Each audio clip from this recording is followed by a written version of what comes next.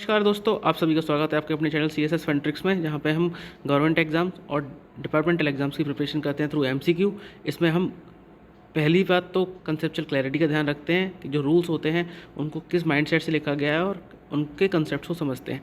साथ साथ हमें लंबे टाइम तक याद रखने के लिए हम निमोनिक्स टेक्निक्स पर काम करते हैं, जिससे हम उनको लंबे टाइम तक याद रख सकें और साथ साथ गवर्नमेंट एग्ज़ाम जब भी हमें देना हो तो उस टाइम पर हम उसको रिकॉल कर सकें। आज का हमारा टॉपिक है लीव रूल पार्ट 1। कई स्टूडेंट्स ने रिक्वेस्ट की थी पुरानी वीडियोस पर कि लीव रूल्स पर बनाया जाए, तो आज हमने लीव रूल की सीरीज़ को स्टार्ट किया है।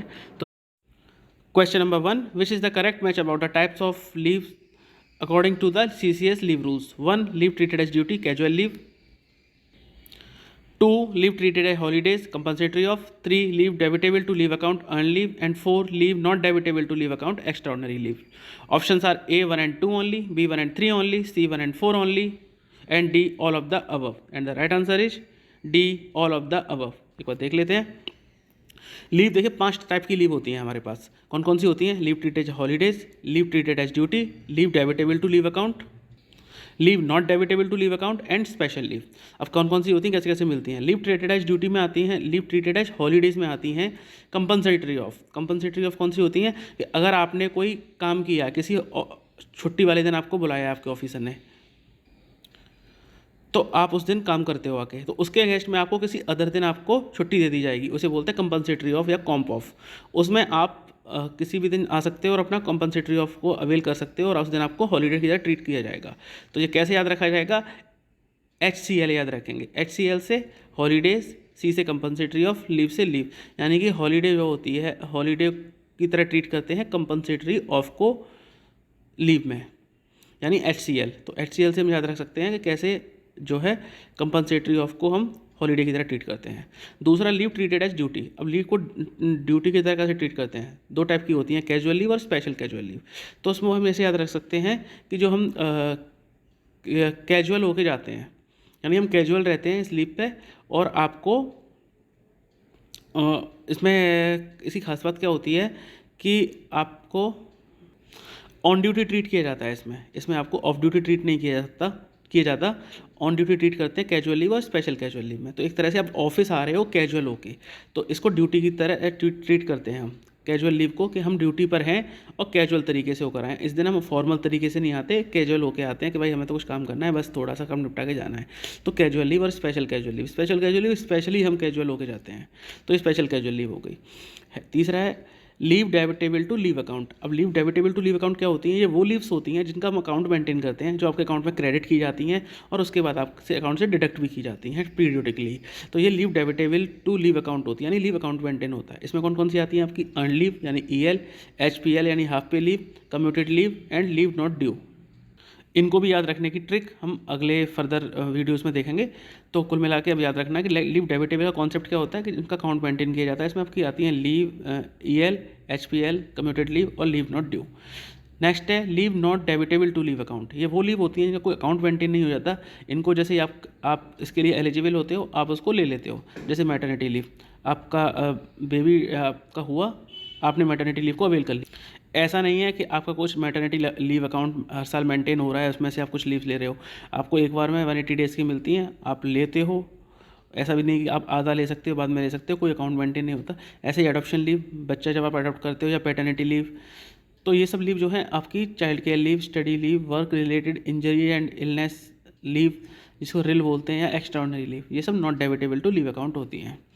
अब आती हैं स्पेशल केस। एक होता है 5वें टाइप की लीव, जिसमें बोलते हैं कि अगर सेक्सुअल हरासमेंट का विक्टिम है, उसका प्रोसीडिंग चल रही है, पर वो उसको ऑफिस नहीं आना, उनको वो अभी इस मेंटल स्टेट में नहीं है कि वो ऑफिस आएँ, और केस अभी चल ही रहा है, तो उस केस में उनको सेक्सुअल हरासमेंट के केस में 90 डेज़ की लीव दे दी जाती हैं।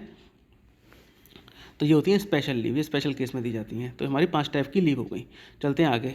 Question number 2, which of the following is correct about CCS leave rules. CCS leave rules के बारे में कौन सा स्टेटमेंट सही है? A, CCS leave rules 1972 effective from 1/4/1972. B, CCS leave rules 1972 effective from 1/6/1972. C, CCS leave rule 1972 effective from 1/8/1972. And D, CCS leave rules 1972 effective from 1 October 1972. And the right answer is B, effective from 1/6/1972, यानी कि 1 जून 1972 से ये effective है। अब इसको याद कैसे रखेंगे? हम याद रखेंगे 1 जून से। देखो 1 जून से स्कूल की छुट्टियां होती हैं, बच्चे बाहर घूमने जाते हैं, तो बहत्तर सिंह बनकर घूमते रहते हैं। वो अब उनको ना पढ़ाई की टेंशन है, ना कोई पेरेंट्स भी उनको टोकते हैं, कुछ नहीं बोलते, तो बहत्तर सिंह बनकर घूमते हैं बिंदास होके।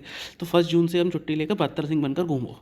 अब इसमें एक चीज़ और होती है लीव रूल 1972 में, जो कि थोड़ा सा डिफर करती है, वो है कि ये ऑनररी वर्कर्स के लिए भी एप्लीकेबल होती है। तो ऑनररी वर्कर्स क्या होते हैं? ऑनररी वर्कर्स वो वर्कर्स होते हैं जो कि ऑनररी काम करते हैं। आप सर्विस में मतलब सेवा के भाव से सर्विस करते हैं और वो ऑनर के तौर पर सिर्फ 1 रुपया लेते हैं। तो ऑनररी वर्कर्स को भी, उनको भी तो लीव की ज़रूरत होती है ना। उनको कोई कितना भी ऑनररी काम कर रहा हो, लेकिन छुट्टी तो सबको चाहिए, फैमिली तो सबकी होती है, तो उनको भी मिलती हैं। तो इसको भी हम याद रखने के लिए आ सकते हैं बहत्तर सिंह से, कि जून में बहत्तर सिंह बनकर मजे करो, और ऑनर के साथ ऑनर भी मिलता है बच्चों को। तो इसमें बहत्तर सिंह के साथ हम ऑनर को भी अटैच कर लेते हैं, तो ऑनररी वर्कर्स को भी हम इंक्लूड कर लेते हैं। चलते हैं question number 3। Which of the following is incorrect about CCS leave rule? CCS leave rules के बारे में कौन सा स्टेटमेंट इनकरेक्ट है? A, leave sanctioning authority can refuse a request for leave and alter the kind of leave due and applied for. B, leave sanctioning authority may encourage government servant to avail leave regularly. C, different kind of leaves can be combined except casual leave. And D, leave is not a matter of right. And the right answer is A, leave sanctioning authority can refuse a request for leave and alter the kind of leave due to and applied for is a wrong statement. एक बार देख लेते हैं। Leave can not be claimed as a matter of right. Leave आपका right नहीं होती। सबसे पहले गवर्नमेंट आपकी लीव को कभी भी कैंसिल कर सकती है। इवन लीव सैंक्शन करने के बाद भी आपको बुलाया जा सकता है ड्यूटी पर। On grounds of exigency of service, leave of any kind में बी रिफ्यूज और revoke by the sanctioning authority. ये हमने कोविड के टाइम पे देखा था कि लोगों की लीव को सैंक्शन लीव को कैंसिल भी किया गया था और रिफ्यूज़ भी किया गया था, सभी किया गया था। एक्सीजेंसी केस में किया जा सकता है। It is not open to the leave sanctioning authority to alter the kind of leave due to and applied for. अब यहाँ पर जो आपका राइट आ जाता है गवर्नमेंट एम्प्लॉय का, कि लीव सैंक्शनिंग अथॉरिटी उसकी लीव के नेचर को चेंज नहीं कर सकती है। लीव सैंक्शनिंग अथॉरिटी के पास है, आपकी लीव एप्लीकेशन गई, तो चाहे तो उसको एक्सेप्ट करे, ठीक है, चाहे तो वो कम दिन के लिए भी सैंक्शन कर दे, चाहे तो वो आपको सैंक्शन कर दे बाद में कैंसिल कर दे, या आपको लीव के बाद में बुला भी ले, सब कुछ कर सकती है। लेकिन आपकी ईएल, आपकी लीव का नेचर चेंज नहीं कर सकती। आपकी ईएल को एचपीएल नहीं कर सकती, सीसीएल को ईएल नहीं कर सकती। जिस नेचर की लीव है वो आपका एक्सक्लूसिव राइट है। Leave should not ordinarily be denied during the last 10 years of service. Usually service के लास्ट के 10 years में गवर्नमेंट एम्प्लॉय को बहुत सारे काम होते हैं। अगर कोई आउट ऑफ स्टेशन पे जॉब करता है तो उसको अपने घर पे होम टाउन में जाके घर बनवाना होता है, बहुत सारे सोशल कमिटमेंट्स होते हैं, अपनी पोस्ट रिटायरमेंट लाइफ के लिए प्रिपेयर करना होता है। तो उसको लीव को जो है कैंसिल नहीं करना चाहिए लास्ट के 10 years में, अगर कोई कुछ अदर रीजन नहीं है तो। साथ साथ गवर्नमेंट को भी फ़ायदा होता है, क्योंकि 300 लीव्स जो होती हैं ईएल उनको क्रेडिट लेता है जो गवर्नमेंट एम्प्लॉय होता है, तो वो लीव का क्रेडिट भी वो गवर्नमेंट चाहती है कि वो अवेल करे, बजाय पैसा लेने का। गवर्नमेंट का इंटेंशन ये रहता है, तो अपनी लीव को यूटिलाइज करे प्रॉपर तरीके से। Different kinds of leave can be availed in combination except CL. सभी लीव्स को एक दूसरे के साथ कॉम्बिनेशन में यूज़ कर सकते हैं, लेकिन सीएल को नहीं। हमने पहले ही पढ़ा था काइंड ऑफ लीव में कि जो सीएल होती है उसे हम ऑन ड्यूटी ट्रीट करते हैं, तो जो ऑन ड्यूटी है तो उसको अदर लीव के साथ कैसे क्लब कर देंगे, वो हो ही नहीं सकता। Leave shall not be granted to a government servant under suspension or those decided to be dismissed from government servant। Leave जो है वो गवर्नमेंट सर्वेंट को सस्पेंशन में है उसको नहीं दी जानी चाहिए, या जिसके लिए डिसाइड हो चुका है प्रोसीडिंग्स में कि उसको डिसमिस किया जाएगा। इसका रीज़न ये है कि अगर आपने सस्पेंशन के टाइम पर उसको लीव सैंक्शन कर दी, वो चला गया, अब वो ज्वाइन नहीं करता, उस एम्प्लॉय को पता है कि अगर वो ज्वाइन करेगा तो उसको डिसमिस किया जाएगा या उस पर मेजर पेनल्टी लगाई जाएगी। उसने ज्वाइन ही नहीं किया, अब ज्वाइन नहीं करेगा तो आप उस पर, जब तक वो ज्वाइन नहीं करेगा आप उस पर कोई पेनल्टी तो अप्लाई कर नहीं पाओगे। आप क्या करोगे, उसको नोटिस भेजोगे, और जब वो आ भी जाएगा लीव के बाद तो क्या करोगे आप उस पीरियड को डाइज नॉन कर दोगे, क्योंकि लीव को अगर वो एक्सटेंड करता है, ज्वाइन नहीं करता है, तो क्या करोगे आप? अब डाइज नॉन कर दोगे इस पीरियड को। ब्रेकिंग सर्विस तो कर नहीं सकते हो आप, क्योंकि वो सिंगल उसने नहीं ली है। जो हमने पढ़ा था पहले, अगर FRSR वाला वीडियो देखा होगा, तो अगर वो कोई एम्प्लॉय जो है अगर वो किसी लीव के साथ अगर एक्सटेंड करता है तो डाइज नॉन होता है वो। तो डाइज नॉन होने के लिए वो तैयार है, क्योंकि उसे पता है वो तो डिसमिस होने जा रहा है, तो वो उसका अनयूजुअल बेनिफिट ले सकता है। इसलिए सस्पेंशन के केस में या डिसमिस का उसका डिसाइड हो गया, तो उस केस में गवर्नमेंट एम्प्लॉय को कभी भी कोई भी लीव ग्रांट की ही नहीं जाती। Question number 4, which of the following is correct? Maternity and paternity leave are not debitable to leave account. ये पहला स्टेटमेंट था। Second statement, Child care leave is debitable to leave account. 3. Child adoption leave is not debitable to leave account, and decommuted leave is debitable to leave account. Options are A 1 and 2 only, B 1 and 3 and 4 only, C 1 2 and 4 only, and D all of the above. And the right answer is B 1 3 and 4 only. एक बार देख लेते हैं. Maternity, paternity, child care leave और adoption leave, ये सभी जो leave होती हैं नॉन डेबिटेबल होती हैं. और यहाँ पे हमारा क्वेश्चन नंबर 2 जो कि हमारा गलत है, child care leave is debitable to leave account, यानी चाइल्ड केयर लीव जो होती है वो डेबिटेबल टू लीव अकाउंट नहीं होती है. तो अब इसमें कौन कौन सी है नॉन डेबिटेबल हमने पढ़ा, मैटरनिटी, पैटर्निटी, चाइल्ड केयर और चाइल्ड एडॉप्शन. देखिए इसे मम्मी आ रही है, पापा आ रहे हैं, एक चाइल्ड केयर वाला बच्चा आ रहा है, एक चाइल्ड एडॉप्शन वाला बच्चा आ रहा है, यानी एक कंप्लीट फैमिली हो गई, मदर फादर और 2 बच्चे. तो मम्मी पापा और दोनों बच्चे सब जाके एक साथ छुट्टी लेके घूमने जाएंगे और इसके लिए उनके अकाउंट से डिडक्ट नहीं होगी, डेबिटेबल नहीं होगी. तो इस तरह से हम इसको याद रख सकते हैं. Question number 5, which of the following is incorrect about the casual leave. अब कैजुअल लीव के बारे में स्टेटमेंट देख लेते हैं. A, casual leave can be combined with special casual leave. B, LTC can be availed on casual leave also. C, casual leave can be clubbed with joining time. And D, 12 days CL is granted to employee with disabilities. And the right answer is C, casual leave can be clubbed with joining time. ये गलत statement है. Casual leave को हम joining time के साथ कभी भी club नहीं कर सकते. हमने बताया कैजुअल लीव को हम ऑन ड्यूटी ट्रीट करते हैं और इसको किसी के साथ भी क्लब नहीं किया जा सकता. एक बार देख लेते हैं कैजुअल लीव के बारे में. CL is not a recognise as leave, हमने पढ़ा था, रिकॉग्नाइज लीव नहीं है ये. A government servant not treated to be absent from the duty for the purpose of salary. इस अगर कोई एम्प्लॉय CL पे है तो हम ऑन ड्यूटी ट्रीट करते हैं, उसको एब्सेंट ट्रीट नहीं करते सैलरी के पर्पज से. CL can not therefore be combined with any other leave except special casual leave. इसलिए हम CL को किसी भी अदर लीव के साथ कंबाइंड नहीं कर सकते एक्सेप्ट स्पेशल कैजुअल लीव, क्योंकि स्पेशल कैजुअल लीव भी एक टाइप की कैजुअल लीव ही होती है. उसको छोड़ के उसे और किसी के साथ भी क्लब नहीं कर सकते. CL can not be club with joining time. CL को हम ज्वाइनिंग टाइम के साथ भी क्लब नहीं कर सकते. हमने ज्वाइनिंग टाइम वाले में अच्छे से देखा था. हॉलीडेज प्रोसीडिंग इंटरवीनिंग और following the period of CL will not be counted as part of CL. यानी कि अगर हॉलीडेज CL से पहले आते हैं या बाद में आते हैं या बीच में भी आते हैं, हम CL में उनको काउंट नहीं करते. सपोज सैटरडे संडे एक एम्प्लॉय की छुट्टी होती है, मंडे से फ्राइडे तक वो CL लेता है और फिर सैटरडे संडे नेक्स्ट वीक की छुट्टी है. अगर उस बीच में 2 दिन की छुट्टी पड़ जाती है, मान लीजिए थर्सडे और फ्राइडे की छुट्टी पड़ जाती है या वेडनेसडे थर्सडे की छुट्टी पड़ जाती है, तो उसकी CL कौन कौन सी काउंट होगी, Monday, Tuesday and Friday. Wednesday Thursday की उसकी CL नहीं होगी, सिर्फ 3 दिन की CL मानी जाएगी. जबकि अगर उसने EL ली होती तो 5 दिन की EL होती, क्योंकि इसके बीच में आ रहा है, तो CL के केस में नहीं माना जाता. ये स्पेशल कैजुअल लीव भी केस में भी अप्लाई करता है. Half day casual leave can be avail, यानी कि हाफ डे CL भी ले सकते हैं. इकलौती ऐसी लीव है जिसको हाफ डे में भी अवेल किया जा सकता है. LTC कैन ऑल्सो भी avail on casual leave. LTC को भी हम कैजुअल लीव पर अवेल कर सकते हैं. Every government servant is entitled for 8 days casual leave if joint service in the middle of the year, then the casual leave is allowed proportionately. हर employee को 8 दिन की CL दी जाती हैं. अगर वो मिडल ऑफ द ईयर में होता है तो प्रोपोर्शनेटली ही उसको दी जाती हैं. Competent authority may allow full 8 days CL at a stretch at his discretion. अगर कोई employee proportionate mid of the year में भी ज्वाइन करता है, तब भी कॉम्पिटेंट अथॉरिटी के पास ये अथॉरिटी होती है कि वो चाहे तो उसको फुल 8 days की CL दे सकता है. And employee can avail 5 days casual leave excluding holidays at a time. एक एम्प्लॉय को नॉर्मल केस में 5 दिन की CL ही दी जा सकती है मैक्सिमम.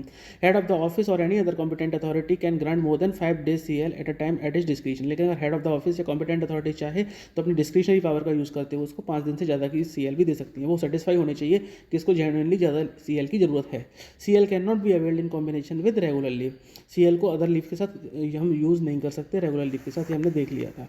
और CL को मैक्सिमम 5 दिन के लिए सिर्फ इसलिए देते हैं क्योंकि वो आपकी एग्जिजेंसी सिचुएशन के लिए होती है. आप आज ऑफिस आए, तबीयत ख़राब हो गई, बुखार हो गया, तो आप डॉक्टर के पास जा रहे हो, तो आपने CL एप्लीकेशन दे दी अपनी कि भाई मैं आ नहीं पाया, आपने सेंक्शन कराना भूल गया था, क्योंकि CL को सेंक्शन कराने की जरूरत नहीं होती. आप सिंपली इन्फॉर्म कर दोगे कि मैं CL पे हूँ क्योंकि मैं आ नहीं पाया. आप डॉक्टर के पास जाओगे, डॉक्टर ने आपको 3 दिन का रेस्ट बोला है, फिर आप मेडिकल लीव के लिए अप्लाई करोगे. तो ये आपको एक्सीजेंसी के लिए होती है, इसलिए 5 दिन काफ़ी होता है. बट अगर ऐसा कोई रीजन आ जाता है तो कॉम्पिटेंट अथॉरिटी ज़्यादा दिन के लिए भी दे देती है.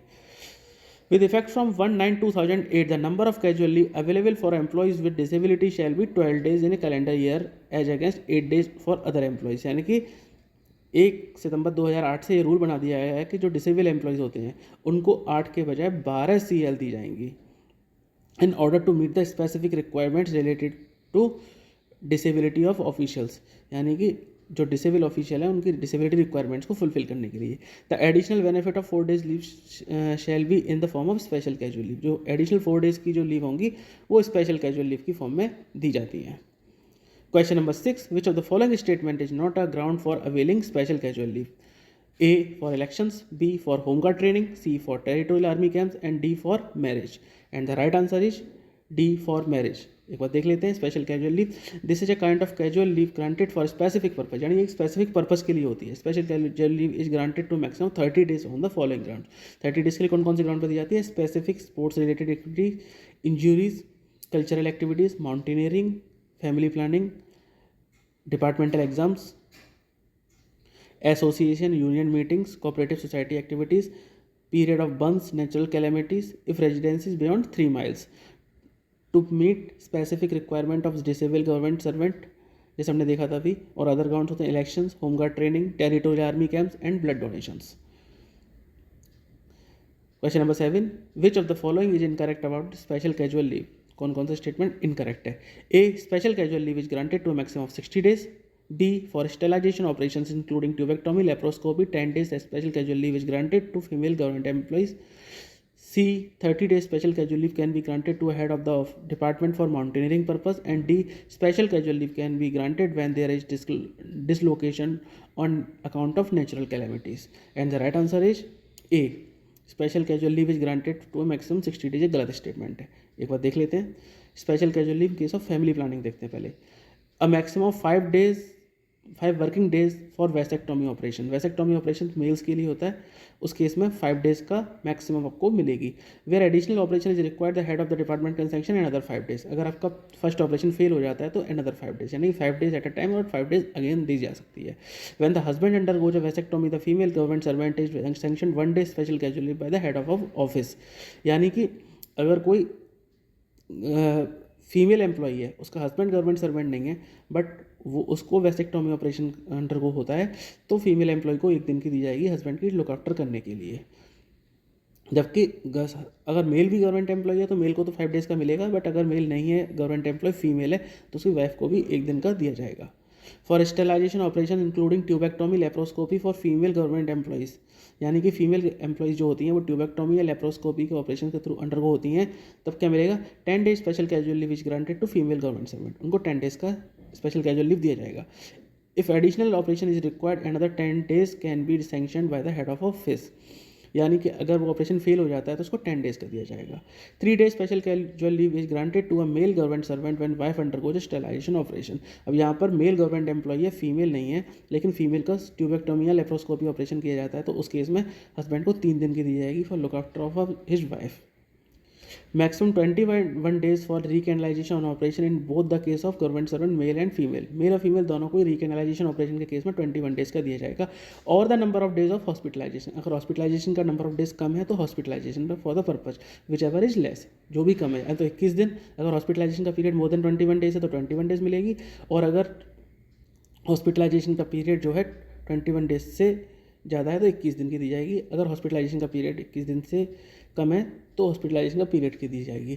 लेकिन इसमें हॉस्पिटलाइजेशन के पीरियड की जो हम बात कर रहे हैं, इसमें included time taken for travel from and to hospital में ऑल्सो भी allowed as special casual leave. Hospital आने जाने का टाइम भी आपको स्पेशल कैजुअल लीव में काउंट हो जाएगा. 1 day special casual leave is admissible for female employee on the day of IUCD IUD insertion reinsertion. IUCD या IUD का इंसर्शन या री इंसर्शन होता है तो 1 दिन की स्पेशल कैजुअल लीव दी जाती है. No leave for salpingectomy to female employees as 45 days maternity leave is grant provided. यानी कि ये होता है आपका अबॉर्शन टाइप होता है. अगर कोई अबॉर्शन कराती है तो 45 डेज़ की मैटरनिटी लीव आपको दी जाती है, तो इसलिए आपको स्पेशल कैजुअल लीव की कोई ज़रूरत नहीं होती है. 45 डेज़ दी जाती है. और इसमें एक बात और याद रखने वाली होती है कि अगर आपका अबॉर्शन होता है तो इस केस में 2 चाइल्ड की कोई कंडीशन नहीं होती है. अदर लीव में चाहे मैटरनिटी लीव हो या एडॉप्शन लीव हो या चाइल्ड केयर लीव हो, तो उसमें आपको 2 चिल्ड्रन तक की होती है लिमिट. लेकिन अबॉर्शन के केस में आप मोर देन 2 चिल्ड्रन के केस में भी आपको 45 डेज़ की मैटरनिटी लीव दी जाती है, बट स्पेशल कैजुअल लीव नहीं दी जाएगी. Question number 8. Which of the following is correct about special casual leave? 1. Special casual leave is granted for specific sports related activities. ये आपको स्पोर्ट्स एक्टिविटीज़ के बारे में बताता है. 2. Special casual leave is granted for mountaineering and expeditions. 3. To participate in departmental recreation activities. And 4. To meet specific requirements of disabled government servants. Options are A 1, 2 and 4 only, B 1, 2 and option A 1, 2 and 3 only, B 1, 2 and 4 only, C 2, 3 and 4 only, and D all of the above. And the right answer is B1, 2 and 4 only, यानी कि participate in departmental recreation activities के लिए आपको special casual leave नहीं दी जाती। क्यों? क्योंकि recreation का मतलब होता है आप पार्टीज़ कर रहे हो या डिपार्टमेंट के तौर पे आप कुछ एक्टिविटीज़ कर रहे हो, गेट टुगेदर कर रहे हो, उसके लिए आप स्पेशल कैजुअल लीव के लिए एंटाइटल नहीं होते हो। स्पोर्ट्स एंड कल्चरल एक्टिविटीज़ में देख लेते हैं। 30 days special casual leave can be granted by head of the office, head of the department for mountaineering purpose, for coaching, participating in national and international sports, attending training coaching camp in a calendar year. यानी कि अगर आप mountaineering पे जाते हो या national और international sports में जाते हो तो आपको 30 days की स्पेशल कैजुअल लीव दी जाएगी। अब इसको याद कैसे रखेंगे, क्योंकि बहुत सारे डेज हैं और डिफर हो रहे हैं। तो माउंटेन पे आपको चढ़ना, जो लोग माउंटेन्स पे रहते हैं उनको 30 के 30 दिन हार्डशिप फॉलो करनी होती है, तो 30 दिन की स्पेशल कैजुअल लीव हो गई। अगर नेशनल या इंटरनेशनल स्पोर्ट्स में अगर पार्टिसिपेट करते हो तो नेशनल लेवल पर आप खेल रहे हो तो आपको 30 के 30 दिन प्रैक्टिस करनी होती है महीने में, तो आपको 30 दिन की, ये हम महीने की बात कर रहे हैं बट हम इसको कैलेंडर ईयर के बारे में ऐसे रिलेट करके याद रख सकते हैं कि माउंटेनियरिंग को 30 के 30 डेज मंथ में हार्डशिप फॉलो करनी होती है, तो पूरे साल में 30 डेज़ की स्पेशल कैजुअल लीव। नेशनल या इंटरनेशनल स्पोर्ट्स में आप पार्टिसिपेट करते हो तो 30 डेज़ की आपको प्रैक्टिस की ज़रूरत होगी, तभी आप खेल पाओगे, सस्टेन कर पाओगे, तो आपको 30 डेज़ की स्पेशल कैजुअल लीव मंथ में मिल जाएगी। For inter ministerial inter departmental tournament 10 days in a calendar year. अगर आप डिपार्टमेंटल के तौर पर खेल रहे हो तो गवर्नमेंट आपको बोल देगी कि अब हफ्ते में 5 days का वीक होता है, और गवर्नमेंट बोलेगी महीने में 2 हफ्ते आप काम कर लो, 2 हफ्ते आप खेल लो, तो 5 days मंडे टू फ्राइडे, और दो वीक आप काम करोगे, 10 days आपको inter ministerial inter departmental tournament के लिए मिल जाता है। For cultural activity up to 30 days in calendar year for taking part in drama music organise by central secretariat sports control board. अगर central secretariat sports control board यानी आपका अपना board करा रहा है तो बोर्ड बोलेगा, बोर्ड तो चाहेगा ना कि आप खूब सारी एक्टिविटीज़ में पार्टिसिपेट करो, पूरे महीने प्रैक्टिस करो, मेरी तरफ से आपको फ्री है, आप फ्रीडम दे रहा हूँ मैं आपको, तो अब 30 के 30 days आप कैलेंडर ईयर में खूब दबा के प्रैक्टिस करो, जम के प्रैक्टिस करो, आपको 30 days की स्पेशल कैजुअल लीव दे दी जाएगी। 15 days for regional, national and international level. अगर आप रीजनल, इंटरनेशनल या नेशनल लेवल पर खेलते हो आपको 15 days की दी जाएगी। क्यों दी जाएगी? क्योंकि आपने नौकरी की है, नौकरी में तो आप काम करने के लिए हो, ना कि आप म्यूजिक या ड्रामा या इसको पार्टिसिपेट करने के लिए। ये करना है तो वही करो, फिर जॉब क्यों कर रहे हो आप? इसलिए आपको 15 days की दी जाएगी, फिर भी आपको एनकरेज करने के लिए। अब कोई बोलेगा फिर स्पोर्ट्स के लिए भी तो हमें 30 days की मिलती है, स्पोर्ट्स के लिए तो गवर्नमेंट ने हमें स्पोर्ट्स के लिए भी तो नहीं रखा हुआ, गवर्नमेंट ने तो हमें काम करने के लिए रखा हुआ है, बट स्पोर्ट्स के लिए का कोटा होता है गवर्नमेंट जॉब में। जैसे महेंद्र सिंह धोनी थे, वो रेलवे की तरफ से खेलते थे, तो स्पोर्ट्स का तो कोटा होता ही है, वो तो उनको रिप्रेजेंट करता है एक्टिविटीज़ में, इसलिए उनको 30 days की प्रैक्टिस का टाइम मिलेगा। लेकिन म्यूजिक या ड्रामा में आपको नेशनल इंटरनेशनल लेवल पर आपकी मिनिस्ट्री को कोई रिप्रेजेंट नहीं करता। कभी देखा है कि ये कोई आर्टिस्ट है और ये फलानी मिनिस्ट्री से है, वो कंट्री को ही रिप्रेजेंट करता है, तो मिनिस्ट्री क्यों उसका या डिपार्टमेंट क्यों उसके लिए आपको देगा? फिर भी आपको वो 15 days का दे देते हैं। दूसरा 15 days special casual leave for participating in dancing and singing competitions sponsored by government. अगर गवर्नमेंट ही स्पॉन्सर कर रही है किसी एक्टिविटीज़ को तो गवर्नमेंट बोलेगी चलो आप प्रैक्टिस करने के लिए 15 दिन ले लो, जब क्योंकि मैं आपको जब नेशनल और इंटरनेशनल लेवल पर भी पार्टिसिपेट करने के लिए दे रहा हूँ तो ये तो हमारा खुद का स्पॉन्सर्ड है, मैं 15 दिन का टाइम आपको इसके लिए भी देता हूँ, चलो आप खूब प्रैक्टिस करो आराम से, कोई इशू वाली बात नहीं है। तो 15 दिन का आपको म्यूजिक ड्रामा केस में हो जाएगा अगर आपका गवर्नमेंट से स्पॉन्सर्ड है या नेशनल या इंटरनेशनल लेवल है। लेकिन आपका अगर बोर्ड कराता है एक्टिविटी आपको पार्टिसिपेट करने के लिए तो बोर्ड ने तो आपको एनकरेज किया है तो आपको पूरे 30 दिन की दी जाती है। चलते हैं आगे। फॉर दिव्यांग employees physically handicapped, the number of casual leave available for employees with disability shall be 12 days in a calendar year as against 8 days for other employees. हमने देख लिया था पिछली बार में। In order to meet the specific requirement related to disability official the additional benefit of 4 days shall be in the form of special casual leave. हमने देख लिया। Maximum 10 days for attending training workshop. अब training workshop के लिए उनको मिलते हैं दिव्यांग लोगों को 10 दिन का। अब इसको कैसे याद रखेंगे? हैंडीकैप्ड हैं वो, इंग्लिश वर्ड से हम चलेंगे।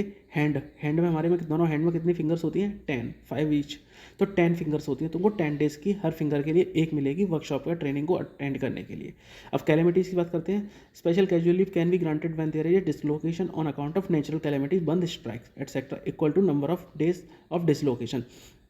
यानी कि अगर बंद होता है, स्ट्राइक होता है, कुछ भी होता है और आपका घर 3 miles से दूर है तो आपको उस केस में उस दिन के लिए दे दी जाएगी।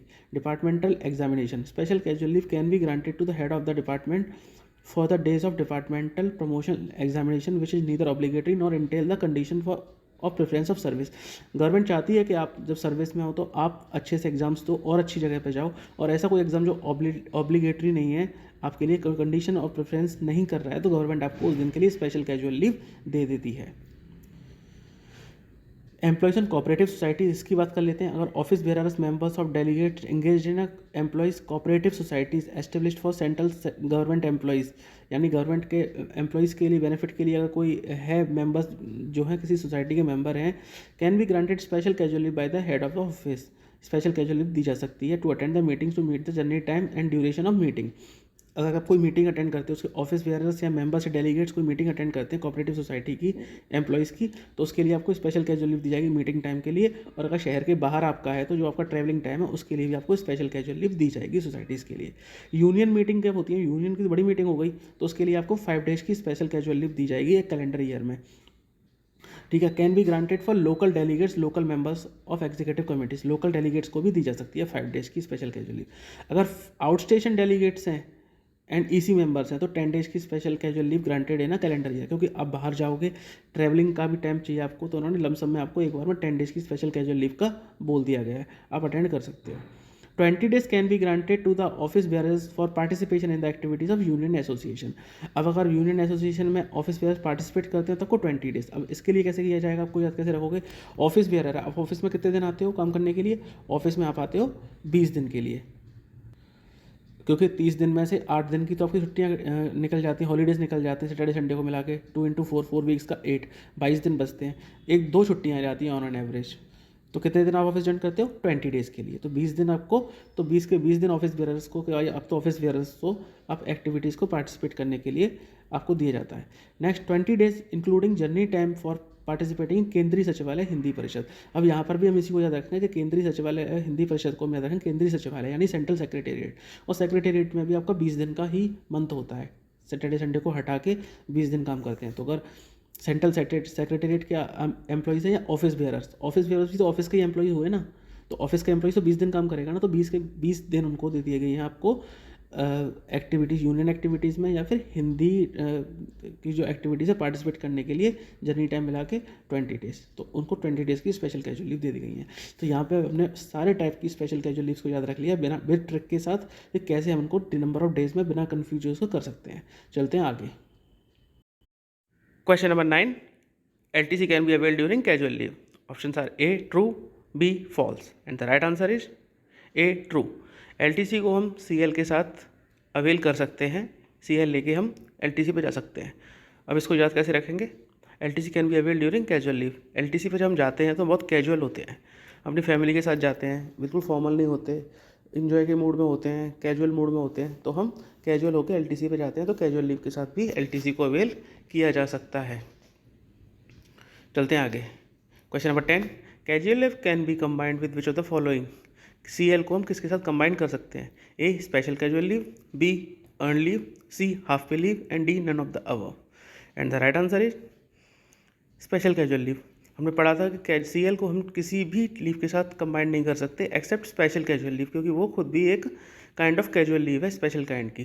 तो CL को हम सिर्फ स्पेशल कैजुअल लीव के साथ ही अटैच कर सकते हैं, बाकी अदर किसी लीव के साथ कंबाइन नहीं कर सकते हैं, इंक्लूडिंग JT यानी कि ज्वाइनिंग टाइम के साथ भी हम CL को नहीं कंबाइन कर सकते।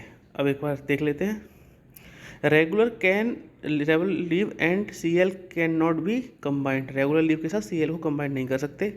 CL can be combined with special casual leave. CL को हम स्पेशल कैजुअल लीव के साथ कंबाइन कर सकते हैं। Special casual leave can be combined with regular leave. तो स्पेशल कैजुअल लीव को हम रेगुलर लीव के साथ कंबाइन कर सकते हैं, but both regular leave and CL can't be combined with special casual leave together. मतलब स्पेशल कैजुअल लीव जो है एक बीच का लिंक है CL और रेगुलर लीव के बीच में। स्पेशल कैजुअल लीव को हम CL के साथ भी अटैच कर सकते हैं और स्पेशल कैजुअल लीव को हम रेगुलर लीव के साथ भी कंबाइन कर सकते हैं। बट इसका मतलब कोई ये नहीं है कि कोई गवर्नमेंट एम्प्लॉय फ़ायदा उठाए, पहले CL ले 3 दिन की, उसके बाद 2 दिन की स्पेशल कैजुअल लीव ले और उसके बाद 1 महीने की रेगुलर लीव ले कि मैंने तो जी स्पेशल कैजुअल लीव के साथ लिया है, मैंने तो CL के साथ ली नहीं, CL के साथ नहीं है अलाउ, लेकिन स्पेशल कैजुअल लीव के साथ तो अलाउ है तो मैं ले लूँगा। नहीं, ऐसा नहीं हो सकता। अगर आपने स्पेशल कैजुअल लीव के साथ पहले CL अवेल कर लिया तो आप रेगुलर लीव अवेल नहीं कर पाएंगे, या आपने स्पेशल कैजुअल लीव के साथ रेगुलर लीव अवेल कर लिया है तो आप CL नहीं ले पाएंगे। अब इसका फॉर्मूला भी देख लेते हैं एक बार। SCL plus CL yes combined, SCL plus regular leave yes combined, CL plus SCL plus regular leave not combined. यानी CL, SCL और रेगुलर लीव तीनों को कंबाइंड नहीं कर सकते। But RH is just like holiday जैसे कि संडे होता है तो RH plus CL plus special casual leave can be combined, क्योंकि RH को हम एज ए संडे ट्रीट कर सकते हैं।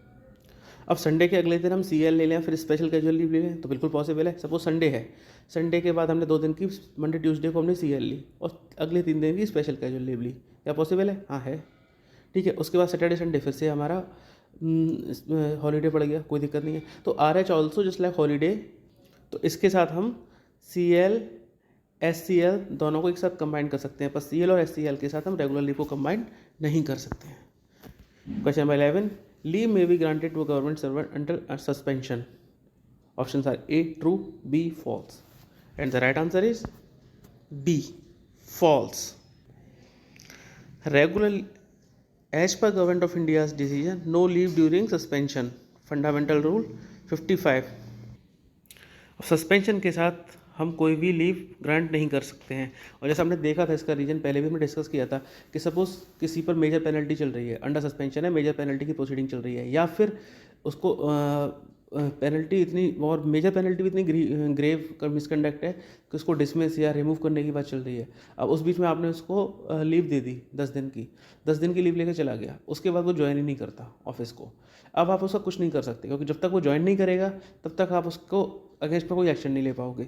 और ज्वाइन वो कर नहीं रहा है, उसे पता है कि वो डिसमिस होने वाला है, वो ज्वाइन नहीं करेगा। आप उसको लेटर्स भेजते रहोगे ज्वाइन करने के लिए, क्योंकि एक बार वो ज्वाइन करेगा उसके बाद आप उसकी लीव को ट्रीट करोगे, कुछ भी उस पीरियड को डाइस नॉन करोगे, या जो भी आपको लगेगा इंटेंशनल ब्रेक इन सर्विस के लिए चलाओगे, कुछ भी करोगे, बट आप उसको डिसमिस नहीं कर सकते जब तक वो ज्वाइन नहीं करता।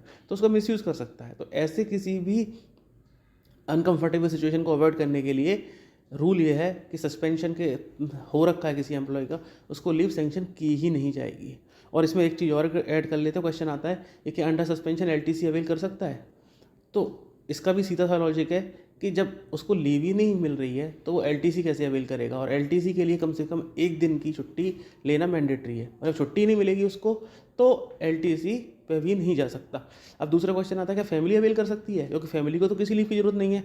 तो आंसर है येस, अंडर सस्पेंशन ऑफिसर है या ऑफिशियल है तो उसको वो खुद LTC अवेल नहीं कर सकता, क्योंकि उसको लीव नहीं मिल पाएगी। बट क्योंकि फैमिली के साथ ऐसी कोई कंडीशन नहीं है तो फैमिली LTC अवेल कर सकती है। Question number 12, which of the following is a kind of not debitable leave. हमने डिस्कस किया था फर्स्ट क्वेश्चन में कि लीव नॉट डेबिटेबल, तो इसमें से कौन कौन सी जो लीव है जो कि नॉट डेबिटेबल है? A extraordinary leave, B casual leave, C earn leave, and D half pay leave, and the right answer is A extraordinary leave. हमने पढ़ा था एक्स्ट्राऑर्डिनरी लीव जो है वो जो है नॉट डेबिटेबल अकाउंट होती है। अब देख लेते हैं नॉट डेबिटेबल लीव कौन कौन सी होती हैं। 1 एक्स्ट्राऑर्डिनरी लीव, EOL जिसे बोलते हैं, maternity leave and paternity leave. 3 study leave, work related illness and injury leave, रिल जिसे बोलते हैं, child adoption leave and child care leave. अब इतनी सारी लीव्स को याद कैसे रखेंगे जो नॉट डेबिटेबल कौन सी हैं? हमने पहले याद किया था मम्मी पापा वाला, तो मम्मी पापा और बच्चे यानी मम्मी पापा और 2 बच्चे, मम्मी यानी मैटरनिटी लीव, पापा यानी जो पैटर्निटी लीव, और चाइल्ड एडॉप्शन लीव और चाइल्ड केयर लीव। 2 बच्चे यानी पहला बच्चा हो गया चाइल्ड केयर लीव और दूसरा बच्चा हो गया चाइल्ड एडॉप्शन लीव। 4 तो आपकी ये हो गई। अब बचती हैं बाकी की, इसमें आती है SIU, S से स्टडी लीव, E से एक्स्ट्राऑर्डिनरी लीव और W से रिल। तो ये सारी आपकी लीव 7 टाइप की जो नॉट डेबिटेबल है। याद रखना, मम्मी पापा और बच्चे मिलकर सिलाई करते हैं, उनका घर का होम एंटरप्राइजेस है, वो मिलकर सिलाई करते हैं, स्विंग करते हैं। तो mummy papa children SIU, maternity paternity child care child adoption leave, study leave E से एक्स्ट्रा ऑर्डिनरी लीव और W से WRIL work related injury and illness leave. Question number 13, which of the following is a type of debitable leave. अब debitable leave कौन कौन सी है? A extraordinary leave, B maternity leave, C child care leave and D commuted leave, and the right answer is D commuted leave. Commuted leave debitable leave हमने पढ़ा था। Extraordinary leave maternity leave यानी mother, child care leave यानी कि बच्चे, और extraordinary leave SIU का E था जो, ये तीनों नॉन डेबिटेबल है। तो कम्यूटेड लीव जो होती है हमारी वो डेबिटेबल लीव होती है।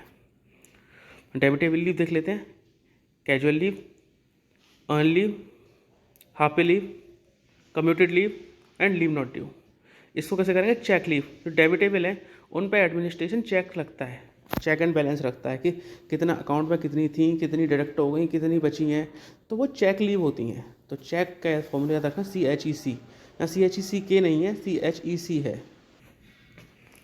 तो क्योंकि जो डेबिटेबल लीव होती हैं उन पर एडमिन अपना चेक एंड बैलेंस रखता है, तो उसको मैं चेक लीव याद रखना है, लेकिन चेक में CHEC है, के नहीं है। अब देख लेते हैं CHEC क्या है। C से कैजुअल लीव, H से हाफ पे लीव, E से अर्न लीव और C से कम्यूटेड लीव। तो ये हो गई आपकी चेक लीव। और लीव से आ गया लीव नॉट ड्यू, तो इसे 5 टाइप की आ गई चेक लीव।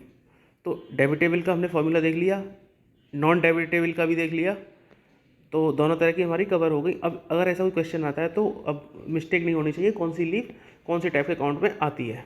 चलते हैं आगे। Question number 14, from 1 July 1976 15 days of earned leave is credited in advance to the leave account of the government servant. Options are A true, B false, and the right answer is true। यानी कि 1 जनवरी 1976 से rule बनाए कि उन जो government employ होता है उसके अकाउंट में 15 डेज़ की EL को क्रेडिट कर दिया जाता है एडवांस में फॉर द हाफ ईयर। यानी कि जो टोटल ईयर होती है, कैलेंडर ईयर होती है, उसको 2 हाफ में डिवाइड किया जाता है। एक फर्स्ट पार्ट होता है जनवरी से जून, सेकंड होता है जुलाई से लेकर दिसंबर तक।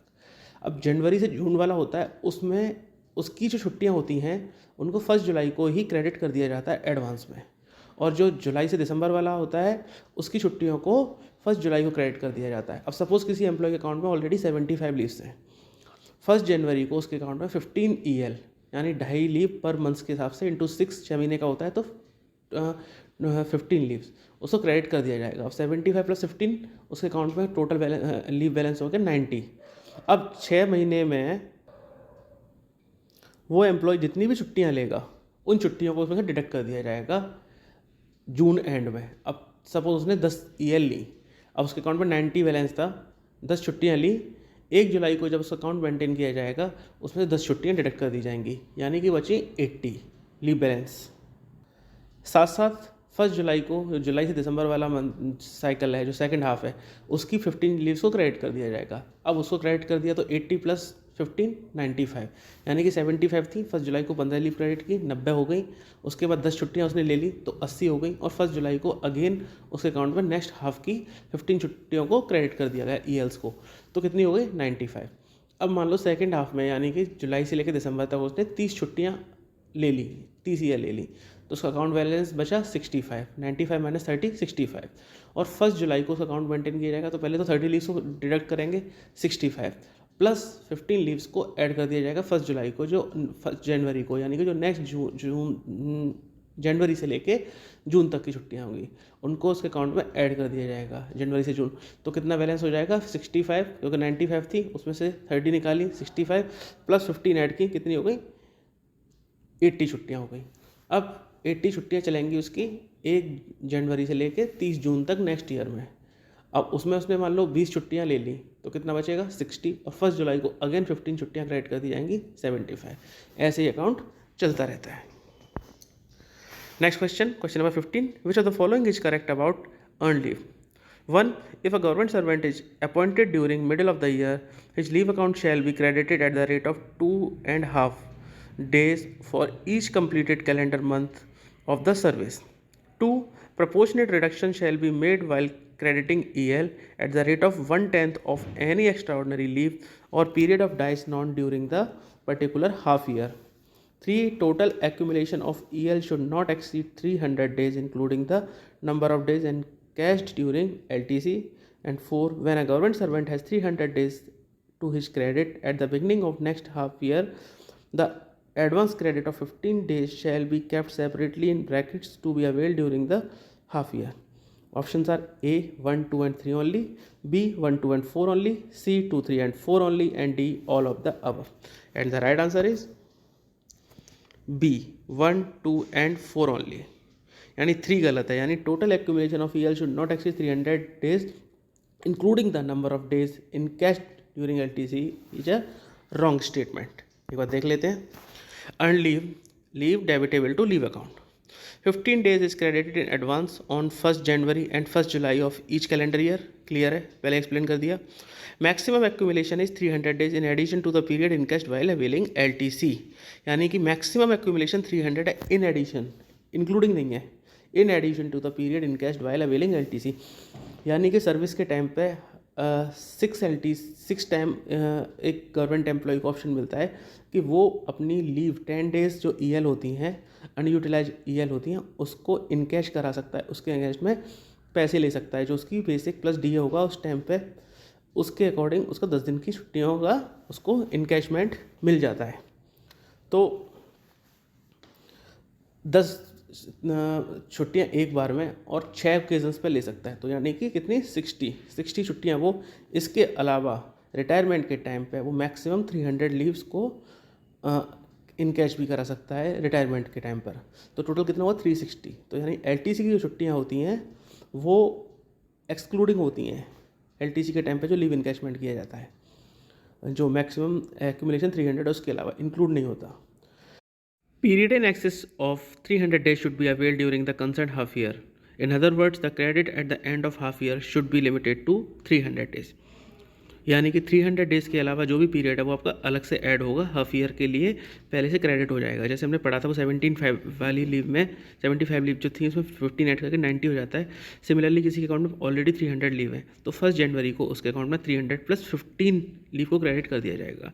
300 उसका अकाउंट बैलेंस है और 15 उसको ऐड दी गई हैं नेक्स्ट 6 मंथ्स में स्पेंड करने के लिए। अब उसने सपोज एक भी लीव को स्पेंड नहीं किया इस 6 मंथ्स में, तो 1 जुलाई को जो उस अकाउंट में लीव क्रेडिट होंगी वो भी 300 प्लस 15 ही रहेंगी, क्योंकि मैक्सिमम जो लीव क्रेडिट हो सकती हैं वो 15 होती हैं।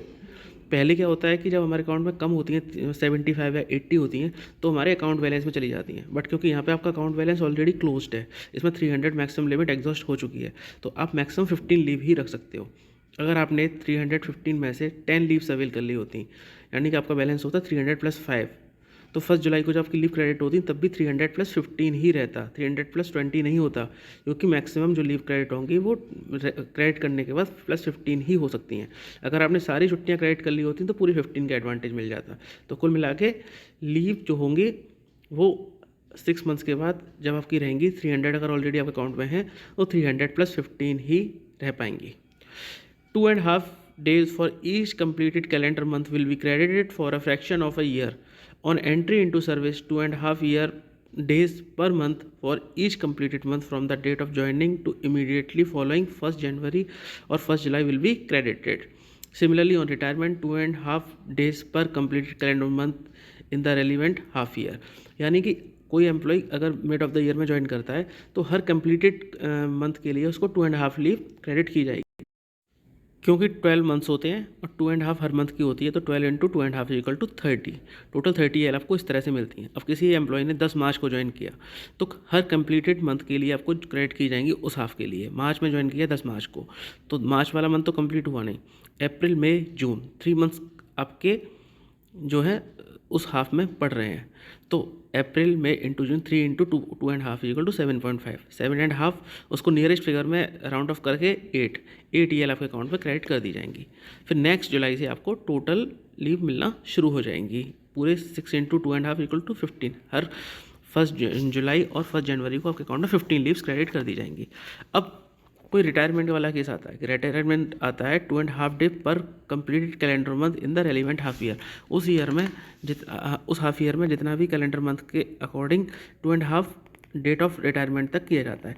सपोज किसी कोई रिटायर होता है एम्प्लॉय 31 मार्च को, तो जनवरी फरवरी March 3 into 2.5 equal to 7.5, 8 EL credit कर दी जाएंगी राउंड ऑफ करके। अगर कोई वीआरएस लेके मान लो 20 मार्च को रिटायर होता है, अब 20 मार्च को रिटायर होगा तो कंप्लीट कैलेंडर मंथ नहीं है, तो उसमें सिर्फ 2 ही मंथ आएंगे, जनवरी फरवरी, 2.5 into 2 equal to 5 EL account में क्रेडिट कर दी जाएंगी। 1/10 of extraordinary leave overstayal of GT over stale of leave, dice non and WRIIL will be debited against earn leave account in the following year. These will not earn EL as there is not treated as duty. अब कोई employ अगर EOL पे suppose 1 महीने के लिए, या JT का जो टाइम था उस पर ओवर स्टे कर गया, या लीव के बाद ओवर स्टे कर गया, या जो वर्क रिलेटेड इंजरी इनलेंस जो लीव होती है वो है 6 मंथ्स के लिए वहाँ पर है, लीव पर है, तो अब EL तो उसने अर्न नहीं की ना, EL तो अर्न लीव होती है, अर्न लीव मतलब आप काम करते हो तो आपके अकाउंट में क्रेडिट होती है, आप नहीं काम करोगे तो क्रेडिट नहीं होगी। अब क्योंकि आप EOL पे है, आप वर्क में नहीं थे या आपने छुट्टी को एक्सटेंड कर दिया, आपके पास छुट्टी तो थी नहीं, आपने एक्सटेंड किया है, तो उस बीच में तो आपके अकाउंट में EL क्रेडिट नहीं होगी। तो जितना भी पीरियड होगा उसका 1/10, उस 1/10 को आपकी EL अकाउंट कितनी कम क्रेडिट की जाएंगी। In the case of a government servant of Group A or B service, earned leave exceeding 180 days but not exceeding 300 days may be granted। यानी कि केसेस जब गवर्नमेंट सर्वेंट होता है ग्रुप ए और group C service का, उसको 180 दिन से ज़्यादा की लीव ग्रांट की जाती हैं। यानी हमें पता है कि नॉर्मली EL एक बार में सिर्फ 180 दिन तक की दी जाती हैं, बट ग्रुप ए और ग्रुप बी के ऑफिसर्स को सर्टेन कंडीशंस में अप टू 300 डेज़ की दी जाती हैं। कब? At one time if the entire leave और any part of it spend outside India, Bangladesh, Bhutan, Burma, Sri Lanka, Nepal and Pakistan. This is subject to a further condition that the number of days of leave spent in India should not in the aggregate exceed 180 days। यानी कि अगर वो India में 180 दिन से कम बिताता है तो यानी टोटल लीव पीरियड है, अगर वो 180 दिन से कम इंडिया में बिताता है तो उसको 300 दिन तक की लीव दी जा सकती हैं। सपोज उसको 280 दिन की लीव दी गई है तो उसमें उसको इंडिया में 180 दिन से कम बिताने होंगे, और यानी कि 100 दिन से ज़्यादा बचे हुए 101 दिन अगर वो इंडिया से बाहर बिता लेता है तो उसको 300 डेज तक की EL दे दी जा सकती हैं। इस केस में 280 था, सपोज़ 300 डेज़ की EL लेकर जाता है वो, तो 300 डेज़ की लीव के केस में उसको 121 डेज़ एटलीस्ट बाहर बिताने पड़ेंगे, क्योंकि तब इंडिया में उसके डेज़ बचेंगे 179, और उसको इंडिया में 180 से कम दिन ही बिताने होते हैं, तभी अब एलिजिबल होता है मोर देन 180 डेज़ की लीव के लिए। अब इसमें एक चीज़ और है, जब हम इंडिया की बात कर रहे हैं तो इंडिया और उसके नेबरिंग कंट्रीज़ भी इसमें इंक्लूड है, यानी कि India, Bangladesh, Bhutan, Burma, Sri Lanka, Nepal and Pakistan. ये सारे देश को हम इस पर्पज़ से इंडिया में ही इंक्लूड करेंगे, तो ऐसे इसको याद रखना ईजी हो जाएगा। हम याद कर सकते हैं कि इंडिया और उसके नेबरिंग कंट्री जिनसे इंडिया का बॉर्डर लगा हुआ है वो इंडिया ही है, और इंडिया से बाहर उसको एटलीस्ट 180 डेज से कम रखने हैं इंडिया के अंदर, और इंडिया से बाहर बचे हुए दिन इस तरह से बिताने हैं कि इंडिया में उसको 180 डेज से कम बचें। एक बार फिर से समझते हैं। मान लो कोई गवर्नमेंट एम्प्लॉय बोलता है मुझे 250 डेज़ की लीव चाहिए, कॉम्पिटेंट अथॉरिटी बोलेगा कि नहीं आपको 180 दिन से ज़्यादा की दे ही नहीं सकते, तो बोलता है ठीक है मैं इंडिया में 180 दिन से कम बिताऊंगा। अब वो चला जाता है बाहर, उसने क्या किया 75 डेज़ के लिए चला गया पहले बाहर, अब्रॉड चला गया। ये जो Sri Lanka, Burma, Bhutan, Nepal, Pakistan, Bangladesh, in country से बाहर किसी अदर कंट्री में चला गया, सपोज़ थाईलैंड चला गया, या सपोज़ मान लो मलेशिया चला गया, किसी भी ईस्ट एशियन कंट्री में चला गया, वहाँ उसने 75 डेज़ बिता लिए। अब उसके कितने बचेंगे दिन?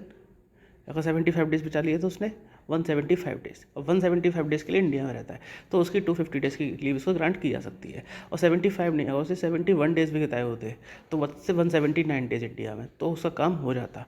बट अगर वो कहेगा कि मुझे इंडिया में ही रहना है और इनमें से किसी देश में रहना है, तो क्योंकि इनमें से ये जो श्रीलंका, बांग्लादेश, भूटान है, इनमें से किसी देश में रहेगा वो तो इंडिया में ही काउंट होगा, तो उस केस में उसको 180 से ज़्यादा की नहीं मिल पाएगी EL, तो उसको इन देशों से बाहर रहना पड़ेगा, और रेस्ट ऑफ द अमाउंट वो इंडिया में रह सकता है, लेकिन वो 180 डेज से कम होना चाहिए। If a government servant joins a new post without availing full joining time, the number of days of joining time subject to a maximum 15 days reduced by the number of days availed will be credited to his earned leave account, provided that the earned leave have already at credit together with the credit does not exceed 300 days। अगर किसी कोई employ को transfer किया जाता है तो उसके इसमें उसको ज्वाइनिंग टाइम दिया जाएगा। अब सपोज़ को ज्वाइनिंग टाइम दिया गया है 15 डेज़ का, 5 दिन का उसने ज्वाइनिंग टाइम अवेल किया, 10 दिन का बचा हुआ, तो वो 10 दिन का ज्वाइनिंग टाइम उसकी EL अकाउंट में चला जाएगा। लेकिन EL अकाउंट उसका 300 डेज से कम का होना चाहिए। अगर 300 से डेज का है तो हमें पता है कि मैक्सिमम 300 लीव ही अकाउंट में हो सकती हैं, तो उस केस में उसको अकाउंट में वो छुट्टियाँ क्रेडिट नहीं की जाएंगी। अगर 300 से कम है, सपोज 250 लीव अकाउंट में, तो वो 10 डेज़ की छुट्टी क्रेडिट हो जाएंगी। अगर उसके अकाउंट में 290 है तो भी 10 क्रेडिट होके जो अनअवेल्ड ज्वाइनिंग टाइम था उसकी 300 हो जाएंगी। अगर उसके अकाउंट में 295 लीव है तो 5 डे का ज्वाइनिंग टाइम उसके अकाउंट में क्रेडिट हो जाएगा और 5 डेज उसके लैप्स हो जाएंगे। अब आपको गवर्नमेंट एम्प्लॉय बोलता है कि नहीं मुझे 300 प्लस 15 जो हमने पहले डिस्कस किया था प्लस 15 ऐड कर देते हैं, उसमें ऐड कर दो, तो नहीं वो ऐड नहीं होगा, क्योंकि वो आपको 6 मंथ्स के लिए एडवांस में EL क्रेडिट की जाती हैं। वो आपका अकाउंट का पार्ट नहीं होता है, वो आपको खर्च करने के लिए दी जाती है कि 6 महीने में खर्च कर लो वरना लैप्स हो जाएंगी। इसलिए ज्वाइनिंग टाइम उसका पार्ट नहीं हो सकता। ज्वाइनिंग टाइम सिर्फ लिए अकाउंट में जाएगा, EL अकाउंट में जाएगा, और EL अकाउंट में क्योंकि ऑलरेडी 300 हो चुकी हैं तो वो नहीं जाएगा। इसमें एक चीज़ और बताने वाली है कि अगर सेम स्टेशन पे ही ट्रांसफ़र होता है गवर्नमेंट एम्प्लॉय, या फिर वो स्टेशन चेंज हो जाता है बट उसका रेजिडेंस सेम रहता है, सपोज़ मान लो कि दिल्ली का एम्प्लॉय जो है उसका ट्रांसफ़र होता है गाज़ियाबाद में, तो उसका दिल्ली में जहाँ रह रहा था वो बॉर्डर पे रहता है, दिल्ली बॉर्डर के पास, तो वहाँ से उसको गाज़ियाबाद कम्यूट करने में कोई दिक्कत नहीं हो रही, तो स्टेशन चेंज होने के बावजूद भी वो सेम रेजिडेंस में रहता है। या फिर दिल्ली से ही एक ऑफिस से दूसरे ऑफिस में ट्रांसफ़र होता है तो 1 डे का JT मिलता है, ये हमें पता है, हमने ज्वाइनिंग टाइम में देख लिया था। अब 1 डे का जो JT मिलता है अगर वो उसको अवेल नहीं करता है तो वो ज्वाइनिंग टाइम उसके EL अकाउंट में क्रेडिट नहीं किया जाएगा, उसको क्रेडिट का एडवांटेज नहीं मिलता है सिंगल डे JT वाला जो सेम स्टेशन के लिए होता है। इन अदर वर्ड्स, अगर आपको JT को EL अकाउंट में क्रेडिट कराना है तो change of residence mandatory condition है। Question number 16. A maximum of 300 days of earned leave can be taken at a time as leave preparatory to retirement. जैसा कि हम जानते हैं कि रिटायरमेंट से पहले government employee leave preparatory to retirement के लिए एलिजिबल होता है, तो उसके कंटेक्स्ट में है कि maximum 300 days earn leave can be taken. Is it true और false? And the right answer is A, true. देख लेते हैं। From 1/1/1976 15 days of earned leave is credited in advance to the leave account of the government as servant other than a military officer or those working in the vacation department और military officers को छोड़ के 15 days की EL जो है credit होती हैं account में गवर्नमेंट सर्वेंट के at the beginning of every half year on the 1st January and 1st July. हम देख चुके हैं अच्छी तरीके से with example. This credit will be subject to reduction for any period of extraordinary leave dies non during the previous half year. इस period को जो है रिड्यूस किया जा सकता है अगर उस हाफ ईयर में एम्प्लॉय ने एक्स्ट्रा ऑर्डनरी लीव ली है या डाइज नॉन हुआ है, क्योंकि EL जो होती हैं वो हमने पहले भी डिस्कस किया था कि EL अर्न की जाती हैं सर्विस पे आके। अगर आप एक्स्ट्रा ऑर्डनरी लीव पर हो तो यानी आपने कुछ भी नहीं किया है, या फिर आपने जो है डाइज नॉन रहे हो, तो उस बीच में आपकी उस पीरियड को काउंट नहीं किया जाएगा। तो उस बीच का जो पीरियड होगा उस पीरियड की आपको अर्न लीव अकाउंट में क्रेडिट नहीं की जाएंगी। 1/10 of the extraordinary leave, overstayal of JT यानी joining time, overstayal of leave, dies non and WRIIL यानी work related injury and illness leave will be debited against earn leave account in the following years. यानी कि extra ordinary leave हो या JT जो मिलता है उसको over stay किया हो, या लीव से टाइम पर वापस नहीं आया ओवर स्टे हुआ हो, या डाइज नॉन हुआ हो, या वर्क रिलेटेड इंजरी लीव हो, जब ये होगी तो फॉलोइंग ईयर में उसका 1/10 जितने पीरियड के लिए वो इन लीव्स पर रहा है उसका 1/10 जो है वो आपकी EL अकाउंट से डिडक्ट कर लिया जाएगा। सपोज आपको इस ईयर में क्रेडिट की गई थी 30 लीव्स, नेक्स्ट ईयर जब आपका अकाउंट मेंटेन किया जाएगा आपने 60 डेज़ की EOL ले रखी हैं, 60 डेज़ की EOL ले रखी हैं, तो 60 × 1/10 1/10 यानी कि 6 EL आपके अकाउंट में जो क्रेडिट की थी उसमें से कम कर दी जाएंगी पहले कि ये EL आपको एडवांस क्रेडिट की थी पर आपने इनके अगेंस्ट में काम नहीं किया, क्योंकि EL तो एडवांस क्रेडिट की जाती हैं उस हाफ ईयर के लिए, बट आपने उस हाफ ईयर को सर्विस ही नहीं दी है गवर्नमेंट ऑफ इंडिया को उस पीरियड के लिए, तो फिर आपकी वो लीव कम कर दी जाएंगी और फिर जितनी भी छुट्टियाँ ली हैं वो डिडक्ट की जाएंगी। From 1/7/1997, a maximum of 300 days of earned leave can be accumulated in the account of government servant। ये रूल 26 में आता है कि 1997 से ये रूल बना दिया गया है कि जो गवर्नमेंट सर्वेंट है उसके अकाउंट में मैक्सिमम 300 डेज़ की EL रह सकती है। इसके अलावा अगर जो नेक्स्ट हाफ ईयर की +15 तरह की लीव्स को हम अकाउंट में ऐड करते हैं जो हम देख चुके हैं, और उसमें से सब्सिक्वेंटली डिडक्ट होती रहती है उस हाफ ईयर के लिए। A maximum of 300 days of earn leave can be taken at a time as leave preparatory to retirement. Maximum 300 days की लीव जो हैं वो ली जा सकती हैं गवर्नमेंट एम्प्लॉय के द्वारा रिटायरमेंट से ठीक पहले as a leave preparatory to retirement से के लिए प्रिपेयर होने के लिए। उसके बाद उसे क्या काम करना है, कुछ भी काम करना है किस चीज़ के लिए, रिटायरमेंट के बाद अपनी लाइफ को कैसे सेटल करना है, उस चीज़ के लिए एडजस्टमेंट करने के लिए उनको 300 डेज़ की लीव प्रिपरेटरी टू रिटायरमेंट दे दी जाती है। Question number 17. Which of the below statement is are correct about unavailed joining time credited into EL account? Joining time के बारे में कौन सा स्टेटमेंट सही है जो अनअवेल ज्वाइनिंग टाइम होता है उसके बारे में. When an employee is ordered to join the new post without availing full joining time, when he proceeds alone to join the new post and takes his family within the permissible period of time for claiming TA for the family, the unavailed joining time cannot be shown in brackets separately in case one's EL account already has 300 days in his credit. 1 day joining time admissible for transfer within the same station if unavailed cannot be credited to EL account.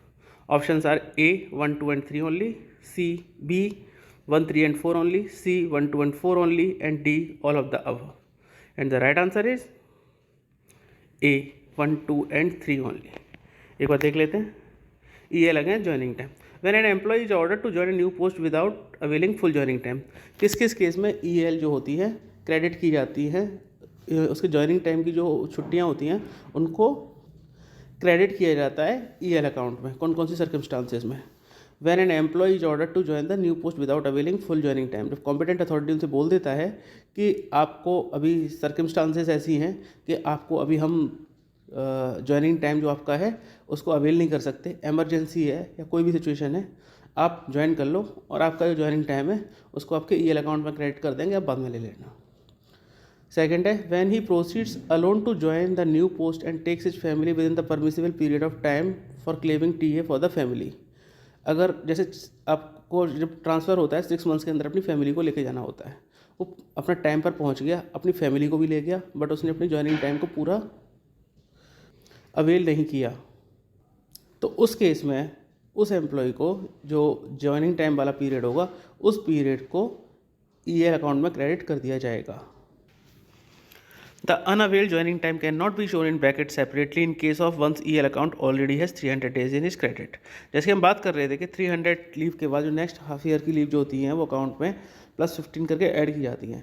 But अगर suppose किसी के account में 300 days की EL already account में है, अब उसने अपना ज्वाइनिंग टाइम अवेल नहीं किया, सपोज 15 डेज़ का ज्वाइनिंग टाइम मिला हुआ था, उसने 5 दिन का अवेल किया, 10 डेज़ का बच गया, तो उसके जो ज्वाइनिंग टाइम है उसको +10 जो बची हुई हैं +10 करके अकाउंट में नहीं शो किया जाएगा, क्योंकि वहाँ पर ये आपके लिए EL अकाउंट में जाती हैं और जो +15 जो आता है वो आपका अकाउंट का पार्ट नहीं होता, वो आपकी एडवांस क्रेडिट ऑफ EL होता है जो आपको 6 मंथ्स में अवेल करनी होती हैं. आपने 6 मंथ्स अगर 6 मंथ्स के लिए अवेल नहीं की तो वो लैप्स हो जाती है. तो इसलिए क्योंकि ज्वाइनिंग टाइम वाली जो लीव होती हैं वो होती तो EL है, बट वो आपके अकाउंट में पार्ट नहीं होती हैं, इसलिए वो नहीं होंगी. इन अदर वर्ड्स, अगर आपके अकाउंट में ऑलरेडी 300 EL हैं और आपने ज्वाइनिंग टाइम को अवेल नहीं करते हो तो आपको कोई फ़ायदा नहीं होने वाला है, आपकी वो जो ज्वाइनिंग टाइम का जो बैलेंस है वो लैप्स ही हो जाएगा. 1 day joining time admissible for transfer within the same station if unavailed cannot be credited to EL account. हम लोग जानते हैं कि जब ट्रांसफ़र सेम स्टेशन पे होता है जहाँ पर चेंज ऑफ रेजिडेंस इन्वॉल्व नहीं होता तो 1 दिन का JT मिलता है. अब अगर एम्प्लॉय उस 1 दिन के ज्वाइनिंग टाइम को भी अवेल नहीं करता है और वो सीधे जाके नेक्स्ट पोस्टिंग को ज्वाइन कर लेता है, तो 1 डे की जो EL है, जो ज्वाइनिंग टाइम है जो बची हुई है उसको EL अकाउंट में क्रेडिट नहीं किया जाता. यानी कि ज्वाइनिंग टाइम की बैलेंस ऑफ लीव्स का बेनिफिट अवेल करने के लिए change of residence mandatory condition होती है. Question number 18. Which of the following is incorrect about half pay leave यानी HPL? A. HPL will be credited at the rate of 5/3 days for each completed calendar month. B. Credit will be reduced by 1/18 of any period treated as days known during the previous half year subject to a maximum of 10 days. C. HPL can be commuted into full pay leave on medical grounds or otherwise as per relevant rules. And D. Half pay leave may be granted only on production of medical certificate. And the right answer is D. Half pay leave may be granted only on production of medical certificate, ये statement गलत है, एक बार देख लेते हैं। From 1 January 1986 all the central government servants except military officers and those working in the vocational departments, यानी कि मिलिट्री और वोकेशनल डिपार्टमेंट वाले ऑफिसर्स को छोड़ के will be entitled for 10 days half pay leave in advance on 1 January and 1 July every year. जैसे हमने EL के केस में डिस्कस किया था कि 2 हाफ में डिवाइड किया था ईयर को, और हर ईयर के एडवांस में 1 जनवरी 1 जुलाई को उन 6 महीनों की जो हाफ ईयर था उसकी ईएल यानी 15 ईएल को एडवांस क्रेडिट कर दिया गया था। यहाँ पर आपकी 10 days की हाफ पे लीव को एडवांस क्रेडिट कर दिया जाएगा 1 जनवरी और 1 जुलाई को, जस्ट लाइक ईएल, लेकिन ये 10 दिन की रहेंगी, 15 दिन की नहीं रहेंगी। This will be eight the rate of 5/3 days for each completed calendar month of service which they are likely to render during the particular half year in the following cases। कौन कौन से केसेस में? Government servant appointed during the half year, या government servant retiring resigning during the half year, यानी कि कोई mid of the year में कोई ज्वाइन करता है, सपोज मार्च में ज्वाइन करता है, तो कंप्लीट कैलेंडर मंथ यानी अप्रैल मई जून, ये फर्स्ट हाफ के 3 मंथ्स बचे हुए हैं, यानी 3 × 5/3, 3 × 5/3 कितना हुआ? 3/3 कैंसिल हो जाएगा, 5, यानी कि 5 HPL उसके अकाउंट में क्रेडिट कर दी जाएंगी। दरअसल ये 5/3 का जो फॉर्मूला आया है ये 6 लीव्स होती हैं, 6 मंथ्स होते हैं, 6 मंथ्स × 5/3 कितना होता है? 10। ये 10 की कैलकुलेशन यही है कि हर मंथ के लिए आपको 5/3 क्रेडिट की जाती है। अब अगर किसी ने मिड ऑफ द ईयर में ज्वाइन किया है तो जितने उस हाफ ईयर के दिन बचे हुए होंगे यानी मंथ्स बचे होंगे, उस मंथ्स का 5/3 से मल्टीप्लाई कर देंगे और जो नंबर आएगा वो उस हाफ की जो HPL है वो क्रेडिट हो जाएंगी। और अगर किसी कोई रिटायर हो रहा है मिड ऑफ द ईयर में, मान लो कोई सितंबर में रिटायर हो रहा है, तो सितंबर यानी कि सेकेंड हाफ में आते हैं जुलाई अगस्त सितंबर, 3 मंथ्स हुए, 3 × 5/3, 3 से 3 कैंसिल यानी 5 HPL उसको दी जाएंगी रिटायरमेंट तक। अगर कोई अक्टूबर में रिटायर होता है 31, मान लो कोई VRS लिया है और 20 अक्टूबर को रिटायर होता है, तो कंप्लीटेड मंथ नहीं हुआ है तो सितंबर तक की ले जाएंगी, यानी 3 मंथ्स की ही ली जाएंगी। तो जितने भी आपके कंप्लीटेड मंथ हैं, अगर वो मिड ऑफ द ईयर में ज्वाइन करता है या मिड ऑफ द ईयर में रिटायर होता है, तो उसको 5/3 से मल्टीप्लाई करके कंप्लीटेड मंथ्स के लिए हम उसकी उस हाफ पे लीव्स को कैलकुलेट कर सकते हैं। Half pay leave may be granted either on medical certificate और ऑन प्राइवेट अफेयर्स, यानी कि हाफ पे लीव जो आपको दी जाती हैं वो या तो मेडिकल सर्टिफिकेट पर या फिर प्राइवेट कोई भी मैटर होगा, यानी कि दोनों ही केसेस में मेडिकल सर्टिफिकेट कंडीशन मैंडेटरी नहीं है, अदर मैटर्स के लिए भी आपको हाफ पे लीव दी जाती हैं। Half pay leave can be commuted into full pay leave on medical grounds और otherwise as per relevant rules. Half pay leave को ही कम्यूटेड लीव में आपका कन्वर्ट किया जाता है, मेडिकल ग्राउंड पे वो मेडिकल लीव हो जाती है, अदरवाइज जैसा भी होता है। एक कम्यूटेड लीव जो होती है वो 2 हाफ पे लीव के बराबर होती है, तो हाफ पे लीव ही दी जाती है, उसी से कम्यूटेड लीव आपकी एडजस्ट की जाती हैं। चलते हैं आगे। Which of the following is correct with regard to commuted leave? 1. Commuted leave can be availed without medical certificate for a maximum period of 60 days in continuation of maternity leave. 2. Twice the number of days of commuted leave is debited to half pay leave account. 3. Commuted leave can be granted to government servant even when EL is due to him. And 4. On quitting service on voluntary retirement without returning to duty, the difference between half pay leave salary and commuted leave salary should be refunded. Options are A. 1, 2 and 3 only, B. 1, 2 and 4 only, C. 2, 3 and 4 only, and D. all of the above. And the right answer is D. all of the above. एक बार देख लेते हैं commuted leave के बारे में। Commuted leave can be granted only on medical certificate for both permanent and temporary employees. पहला point, temporary और परमानेंट दोनों के लिए अवेलेबल होती है on medical certificate. On a few occasions commuted leave can be granted without medical certificate. कुछ occasions होते हैं जबकि कम्यूटेड लीव को हम विदाउट मेडिकल सर्टिफिकेट के भी दे सकते हैं। कौन कौन से? Up to a maximum of 60 days in continuation of maternity leave, यानी कि मैटरनिटी लीव अगर ले रखी है तो उसके बाद में आपको 60 डेज की कम्यूटेड लीव दे दी जाती है without medical certificate. Up to maximum of 60 days of a female government servant with less than 2 surviving children or adoption of 180 days leave when she adopts a child of less than 1 year old। यानी कि अगर कोई female employee adopt करती है, अगर वो maternity leave ही नहीं adopt भी करती है, 1 साल से कम के बच्चे को अडॉप्ट करती है, तो उसको 180 दिन की तो अडॉप्शन लीव मिलती है पहले, और उसके बाद 60 डेज़ की कम्यूटेड लीव दी जाएंगी विदाउट मेडिकल सर्टिफिकेट। और अब लास्ट पॉइंट देखते हैं, 60 days commuted leave in continuation of CCL without medical certificate. अगर CCL अवेल की रखी है तो उसके बाद 60 डेज़ की कम्यूटेड लीव भी दी जाएंगी। तो यानी कि मैटरनिटी लीव हो या एडॉप्शन लीव हो या CCL हो यानी चाइल्ड केयर लीव हो। तीनों ही टाइप की जिसमें बच्चा इन्वॉल्व होता है तो बच्चे के साथ आपको 60 दिन की कम्यूटेड लीव फ्री दी जाएंगी। तो कम्यूटेड लीव आपको गवर्नमेंट देगी कि चलो ठीक है, आपको आपकी मेडिकल हेल्थ ऐसी नहीं है या आपको ज़रूरत है, छोटा बच्चा है, 2 मंथ्स की यानी 60 डेज़ की कम्यूटेड लीव आपको दे दी जाएंगी। इसके अलावा 90 days in the entire service for approved course of study certified to be in public interest. Public interest में अगर कोई गवर्नमेंट एम्प्लॉय कोई स्टडी करना चाहता है तो उसको 90 डेज़ की कम्यूटेड लीव अलग से दी जाएंगी और ये आपकी स्टडी लीव से अलग होती हैं। इसके अलावा there should be a reasonable prospect for the government servant returning on duty on the expiry of leave.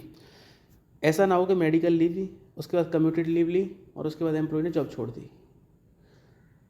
तो इस बात के प्रोस्पेक्ट्स हाई होने चाहिए कि वो लीव के बाद ज्वाइन करेगा, क्योंकि अगर आपने उसे कम्यूटेड लीव दे दी और उसने उसके बाद रिजाइन कर दिया तो एक तरह से गवर्नमेंट का तो लॉस हो गया ना। 60 डेज़ की आपने कम्यूटेड लीव की सैलरी फ्री दे दी उसको, तो उस लॉस से बचाने के लिए भी ध्यान रखना है कि उसको लौटना चाहिए सर्विस पे।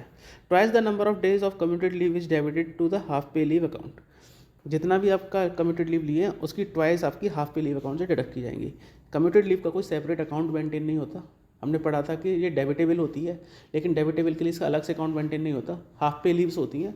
जितनी भी आपने कम्यूटेड लीव अवेल की हैं, सपोज आपने 60 डेज़ की कम्यूटेड लीव ली हैं मैटरनिटी के बाद, तो 120 डेज़ की आपकी हाफ पे लीव उससे अगेंस्ट में डिडक्ट हो जाएंगी आपके अकाउंट से। On quitting service on voluntary retirement without returning to duty, the difference between half pay leave salary and commuted leave salary should be refunded. यानी कि अगर कोई वॉलंटरी रिटायरमेंट ले लेता है कम्यूटेड लीव से लौटने के से पहले ही, कम्यूटेड लीव पर गया, अभी उसकी लीव ख़त्म नहीं है, उससे पहले ही उसने रिजाइन कर दिया, VRS ले लिया, तो इस केस में ये तो माना जाएगा कि वो हाफ पे लीव के लिए एलिजिबल था, कम्यूटेड लीव के लिए एलिजिबल नहीं था। तो हाफ पे सपोज किसी कोई एम्प्लॉय है, पुराना वाला एग्जाम्पल ही ले लेते हैं, मैटरनिटी लीव के बाद 2 मंथ्स की कम्यूटेड लीव ली, बट उन्होंने 30 डेज़ के बाद ही बोल दिया कि मैं रिजाइन कर रही हूँ, VRS ले रही हूँ। अब उन्होंने VRS के लिए अप्लाई किया 30 डेज़ के बाद, तो 30 डेज़ के अगेंस्ट में कितनी हाफ पे लीव बनती है? 60 हाफ पे लीव बनती है। बट यहाँ पर गवर्नमेंट उसको 60 डेज़ की हाफ पे लीव के अगेंस्ट में नहीं मानेगी, उसको मानेगी कि इसकी हाफ पे लीव पर ही थी, क्योंकि उन्होंने लौटने के उस पर पहले ही रिजाइन कर दिया है। तो 30 डेज़ की हाफ पे लीव और 30 डेज़ की बचेंगी, उस 30 डेज़ की आपको फी जो पेमेंट होगा वो एडजस्ट कर दिया जाएगा आपके फुल एंड फाइनल जो किया जाएगा बाद में। यानी कि 60 डेज़ की वैसे आपको मिलती हाफ पे लीव, तब जाके आपकी 30 डेज़ की कम्यूटेड लीव कंप्लीट होती। बट यहाँ पर क्या हुआ, यहाँ पर आपकी 30 डेज़ की ही HPL मिलेंगी, 30 डेज़ की आपको बची हुई नहीं मिलेंगी, क्योंकि कम्यूटेड लीव आपको नहीं है, आपकी कैंसिल कर दी गई हैं, आपको HPL ग्रांट की गई हैं, और 30 डेज़ के लिए आपको 30 HPL दी जाएंगी। तो बचा हुआ 30 का आपको पेमेंट मतलब जो है एडजस्ट कर दिया जाएगा। However, if the reason for retirement is ill health or in the event of death, the recovery can be waived.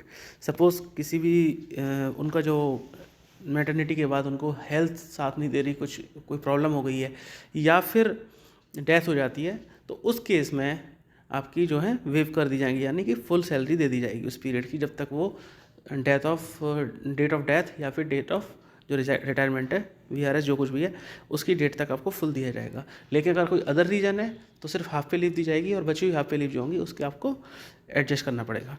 Commuted leave can be granted to a government servant on his request even when EL is due to him. Important point है कि ऐसा नहीं है commuted leave तभी दी जाएंगी जबकि उसको account में EL नहीं होनी चाहिए। EL है फिर भी उसको कम्यूटेड लीव के लिए अप्लाई कर सकता है गवर्नमेंट एम्प्लॉय, उसकी मर्जी है। यानी कि अगर मैटरनिटी वाला केस ही ले लेते हैं, एम्प्लॉय चाहे फीमेल एम्प्लॉय कि मुझे कम्यूटेड लीव दे दो आप, तो उसको देनी पड़ेंगी, या किसी भी रीजन से आप कम्यूटेड लीव के लिए अप्लाई कर सकते हो, even if ELs are in there in your account. Question number 20, leave not due यानी LND is the half pay leave granted in advance of accumulation, A true, B false, and the right answer is A true. Leave not due is the half pay leave granted in advance of accumulation. It is granted when HPL is not in credit. Suppose आपके account में HPL है ही नहीं, आपने कहा कि मुझे आप दे दो, बाद में मेरे अकाउंट में आएंगी तब ले लेना, आप उसमें से एडजस्ट कर लेना, आप माइनस कर दो मेरे अकाउंट में। तो उस केस में जब माइनस किया जाता है उसको बोलते हैं लीव नॉट ड्यू। आपको लीव नॉट ड्यू दे दी जाएगी, और जब आपके अकाउंट में क्रेडिट होंगी तब आप उसमें से एडजस्ट कर दी जाएंगी। It is debited against half pay leave to be earn subsequently, यानी कि डेबिट हो जाएगी अगेंस्ट हाफ पे लीव जो कि बाद में आप अर्न करोगे। तो वी कैन से कि हाफ पे लीव जो होती है वही लीव नॉट ड्यू है अगर वो आपके अकाउंट में अवेलेबल नहीं है तो, और वो आप बाद में पे करोगे गवर्नमेंट ऑफ इंडिया को। Question number 21, which of the following is correct regard to L&D, leave not due? 1, in normal case L&D is granted only on medical certificates. 2, L&D may be granted to a female government servant in continuation of maternity leave without medical certificate. 3, temporary government servant with over 1 year of service and suffering from TB, leprosy, cancer, etc. are eligible for L&D. And 4, L&D cannot be granted when the leave account of an official shows debit balance. Options are A, 1, 2 and 4 only, B, 1, 2 and 3 only, C, 2, 3 and 4 only, and D, all of the above. And the right answer is D, all of the above. एक बार देख लेते हैं। Leave not due in normal case L&D is granted only on medical certificate, यानी कि normal अगर बात की जाए तो सिर्फ मेडिकल सर्टिफिकेट चाहिए तभी आपको लीव नॉट ड्यू ग्रांट की जाएगी। Cases when leave not due is granted without medical certificate, कौन कौन से केसेस में विदाउट मेडिकल सर्टिफिकेट के आपको L&D ग्रांट की जाती है? पहला L&D on maternity leave. Maternity leave में क्या होता है? Without medical certificate in continuation of maternity leave of 180 days and commuted leave of 60 days and leave not due to any extent subject to the maximum of 2 years। यानी कि maternity leave के case में क्या होता है, आपको 6 महीने की मैटरनिटी लीव मिलती है 180 days की। उसके बाद आप, हमने कम्यूटेड लीव में पढ़ा था कि 60 days की कम्यूटेड लीव ले सकते हो, और उसके बाद 2 साल तक यानी कि मैक्सिमम 2 years तक के पीरियड के लिए आप लीव नॉट ड्यू ले सकते हो। यानी कि अगर 6 महीने की मैटरनिटी लीव लगाई जाए और 2 महीने की कम्यूटेड लीव लगाया जाए 8, तो आप मैक्सिमम 14 months तक की लीव नॉट ड्यू ले सकते हो, प्रोवाइडेड आपकी सर्विस इतनी बची हुई होनी चाहिए कि जितनी लीव्स आप ले रहे हो L&D उतनी हाफ पे लीव आप अर्न कर पाओगे बची हुई सर्विस में, तभी मिल पाएगी, और मैक्सिमम अप टू 2 years। दूसरा है, इसका एक फॉर्मूला भी है, 6 months ML plus 60 days commuted leave plus leave not due maximum up to 2 years। दूसरा है L&D ऑन चाइल्ड अडॉप्शन। जब चाइल्ड अडॉप्शन करते हैं द टोटल अडॉप्शन लीव यानी 180 days plus commuted leave 60 days and leave not due in propose to be given should not exceed 1 year और till the child is 1 year old whichever is earlier. यानी पहले तो अगर आप कोई बच्चे को अडॉप्ट करते हैं कोई लेडीज़, तो 180 दिन की अडॉप्शन लीव ले लो, उसके बाद आप 60 दिन की कम्यूटेड लीव ले लो, उसके बाद आप लीव नॉट ड्यू भी ले सकते हो जब तक कि बच्चा 1 साल का नहीं हो जाता, या फिर 1 साल की विच एवर इज अर्लियर। तो बच्चा 1 साल का नहीं होता वही चलेगा इसमें, प्रैक्टिकली देखा जाए, क्योंकि आपको बच्चे को गोद लेना होता है 1 साल से कम का। अगर आपने 1 दिन का बच्चा भी गोद लिया है तो 180 दिन यानी 6 महीने वो, और 60 दिन यानी 2 महीने वो, 8 महीने तो आप कैसे निकल गए, तो मैक्सिमम 4 महीने की ही आप ले पाओगे इस केस में। इसका फॉर्मूला है 180 days adoption leave plus 60 day commuted leave plus 60 day leave not due maximum up to 1 year और चाइल्ड इज 1 year old। और तीसरा है L&D on CCL child care leave. तो CCL होती है आपकी 730 दिन की प्लस कम्यूटेड लीव 60 days की plus L&D up to any extent subject to maximum 3 years। यानी कि आप जितनी भी L&D लोगे मैक्सिमम 3 years से ऊपर नहीं जाना चाहिए। तो वही आपका 2 years का ये हो गया, और 2 months का आपका कम्यूटेड लीव हो गया, यानी कि 2 years 2 months हो गया। तो मैक्सिमम कितना ले पाओगे L&D इसके इन केस ऑफ CCL 10 महीने तक की। तो 10 महीने तक की आप ले सकते हो, प्रोवाइडेड आपके पास इतनी HPL क्रेडिट होने के लिए सर्विस होनी चाहिए। तो अगर देखा जाए तो आप 10 महीने की लेते हो तो HPL से एडजस्ट होती है, तो डबल HPL चाहिए इसके लिए, तो 20 months आपके पास इतनी सर्विस होनी चाहिए। आप 20 months की HPL अर्न कर पाओगे फ्यूचर में। तो इस तरह से इसकी कैलकुलेशन होती है। L&D is granted to permanent government servant, हमने देखा था परमानेंट को मिलता है। It is also granted to temporary government servant with over 1 year of service and suffering from TB, leprosy, cancer etcetera. कि अगर 1 साल से सर्विस ज़्यादा की हो किसी टेम्परेरी गवर्नमेंट एम्प्लॉय की, और उसको TB, लेप्रोसी, कैंसर यानी कि जानलेवा बीमारी हो, तो उसको भी दी जाती है if the post is likely to last till he returns. L&D can be granted when the leave account of an official shows debit balance. इसका मतलब आपके अकाउंट में ऑलरेडी माइनस में छुट्टियां हैं, आप ऑलरेडी L&D अवेल कर चुके हो, आपके अकाउंट में HPL नहीं थी, आपने लीव नॉट ड्यू ले ली, 20 दिन 30 दिन कुछ भी ले ली, आपका बैलेंस माइनस में है। तो क्वेश्चन ये है कि क्या आप फ्यूचर में ले सकते हो और further? Yes, due to grant of L&D previously. तो यह subject to maximum 360 days of L&D in the entire service.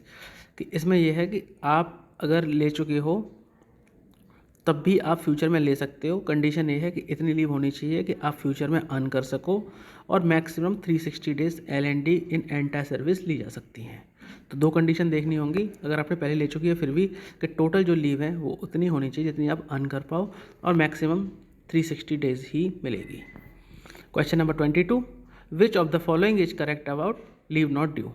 1. L&D granted without medical certificate to female government servant with less than 2 surviving children.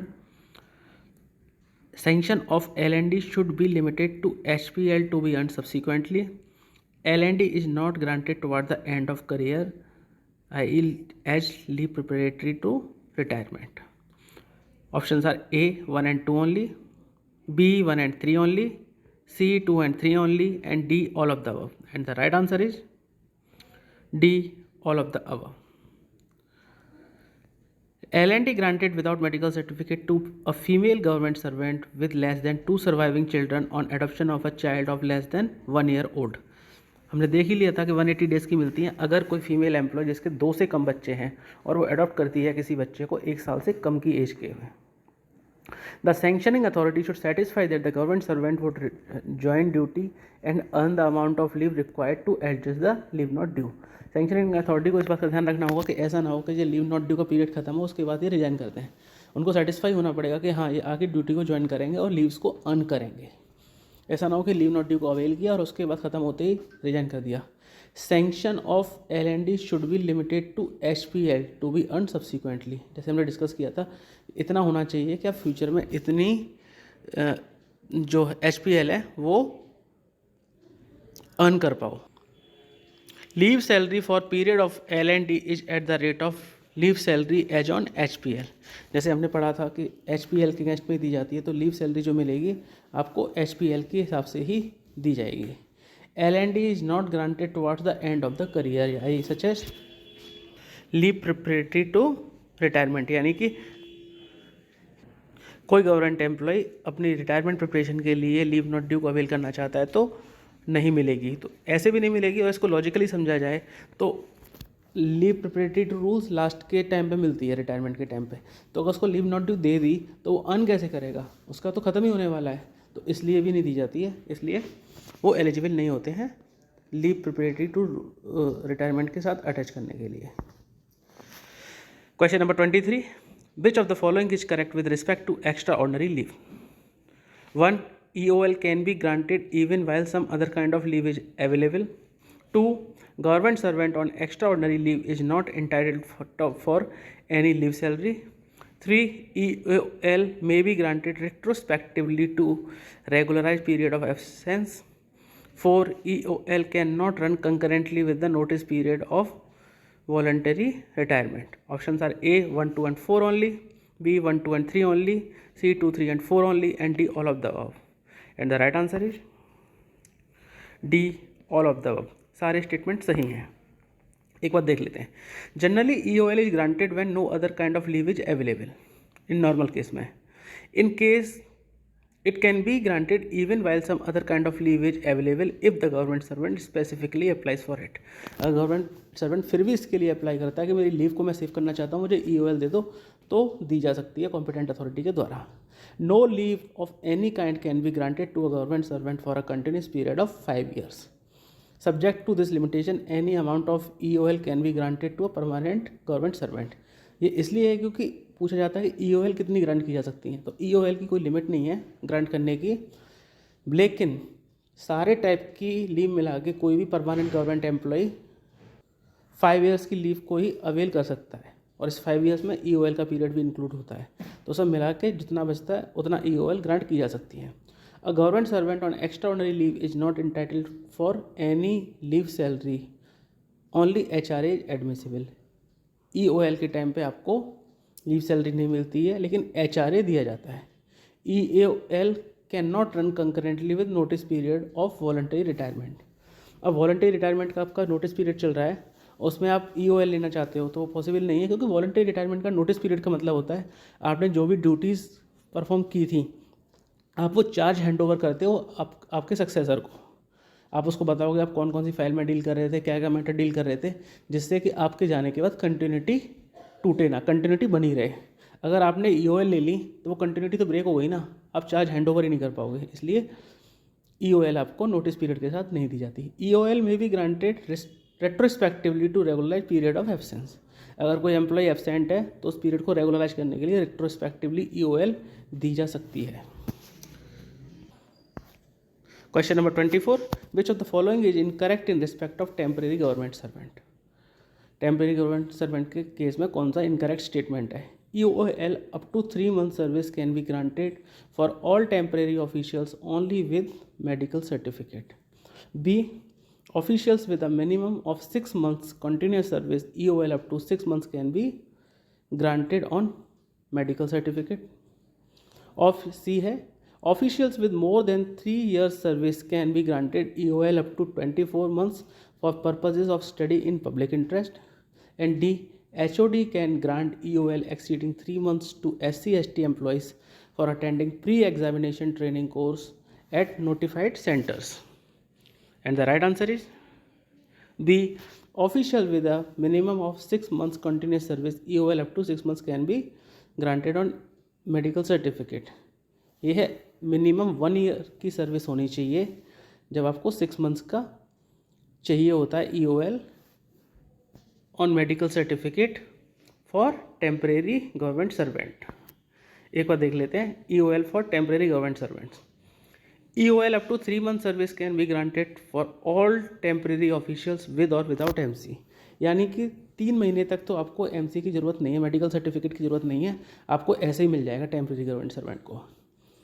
अब इसमें एक question तो ये बनता है कि क्या टेम्परेरी जो गवर्नमेंट सर्वेंट होते हैं वो एलिजिबल होते हैं EOL के लिए? यस होते हैं।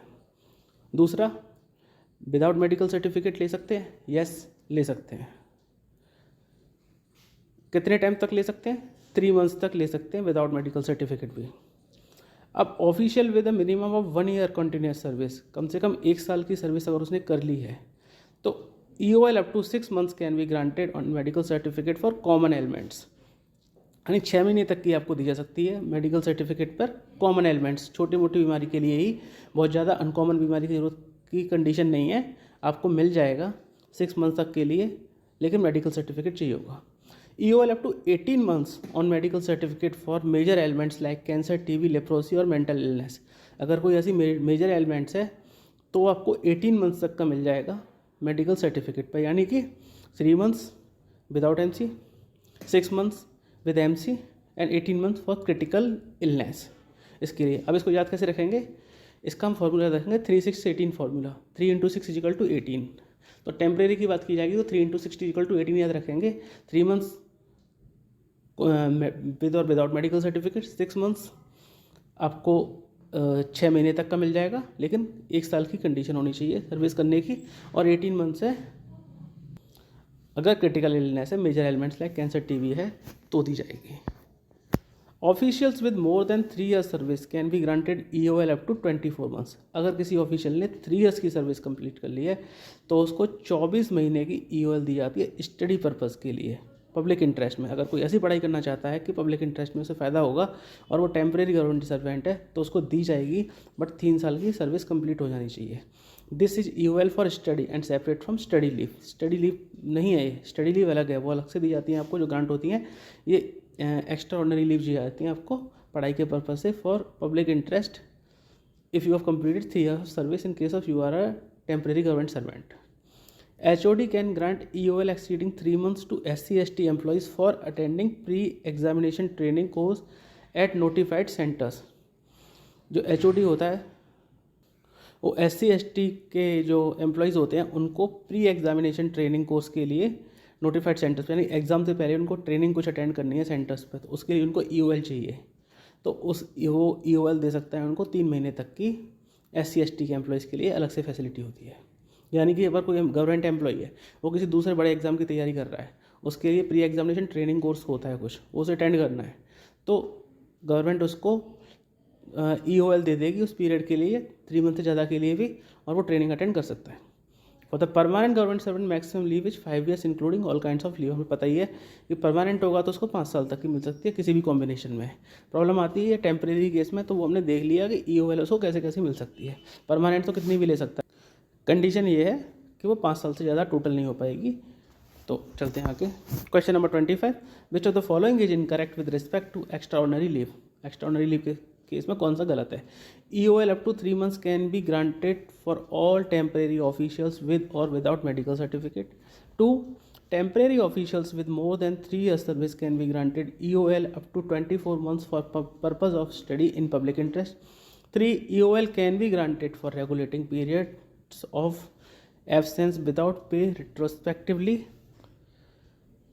4, while credit of EL is given, it will be reduced by 1/10 of extraordinary leave availed. And the right answer is C. EOL cannot be granted for regulating periods of absence without pay retrospectively. हमें पता है can be granted, हमने पिछले question में discuss किया था, और इसके सारे ऑप्शंस जो हैं वो हमने अलग अलग क्वेश्चंस में ऑलरेडी डिस्कस कर लिए हैं। ये रिवीजन के लिए बनाया गया था क्वेश्चन, मैंने फ्रेम किया था कि इसमें याद रहे, रिकॉल कर पाएँ सभी लोग। तो इसके सभी आंसर सबको पता होने चाहिए। फिर भी एक बार देख लेते हैं एक्सप्लेनेशन। एक्स्ट्राऑर्डिनरी लीव के केस में EOL can be granted for regulating periods of absence without pay retrospectively. आपका कोई बीच का पीरियड है, जैसे आप डाइस नॉन रहे थे, आप छुट्टी से आए थे, छुट्टी से आपने लीव के बाद ज्वाइन नहीं किया, लेट किया लीव के पीरियड को, तो वो पीरियड आपका डाइस नॉन हो गया। कॉम्पिटेंट अथॉरिटी चाहे तो उस पीरियड में आपको रिट्रोस्पेक्टिवली EOL दे सकती है, और वो पीरियड आपका एडजस्ट हो जाएगा और आपका कोई भी डाइस नॉन नहीं रहेगा।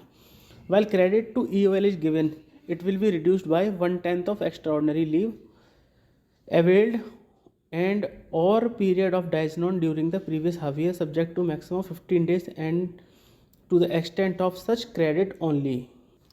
अब इसमें ध्यान रखने वाली बात यह है कि अगर आपका कोई पीरियड है पीछे का, उसको उन्होंने EOL से एडजस्ट किया है, कोई डाइस नॉन था या किसी भी रीजन से, तो आपको जो फर्दर जो EL मिलेंगी, जो भी छुट्टियां मिलेंगी,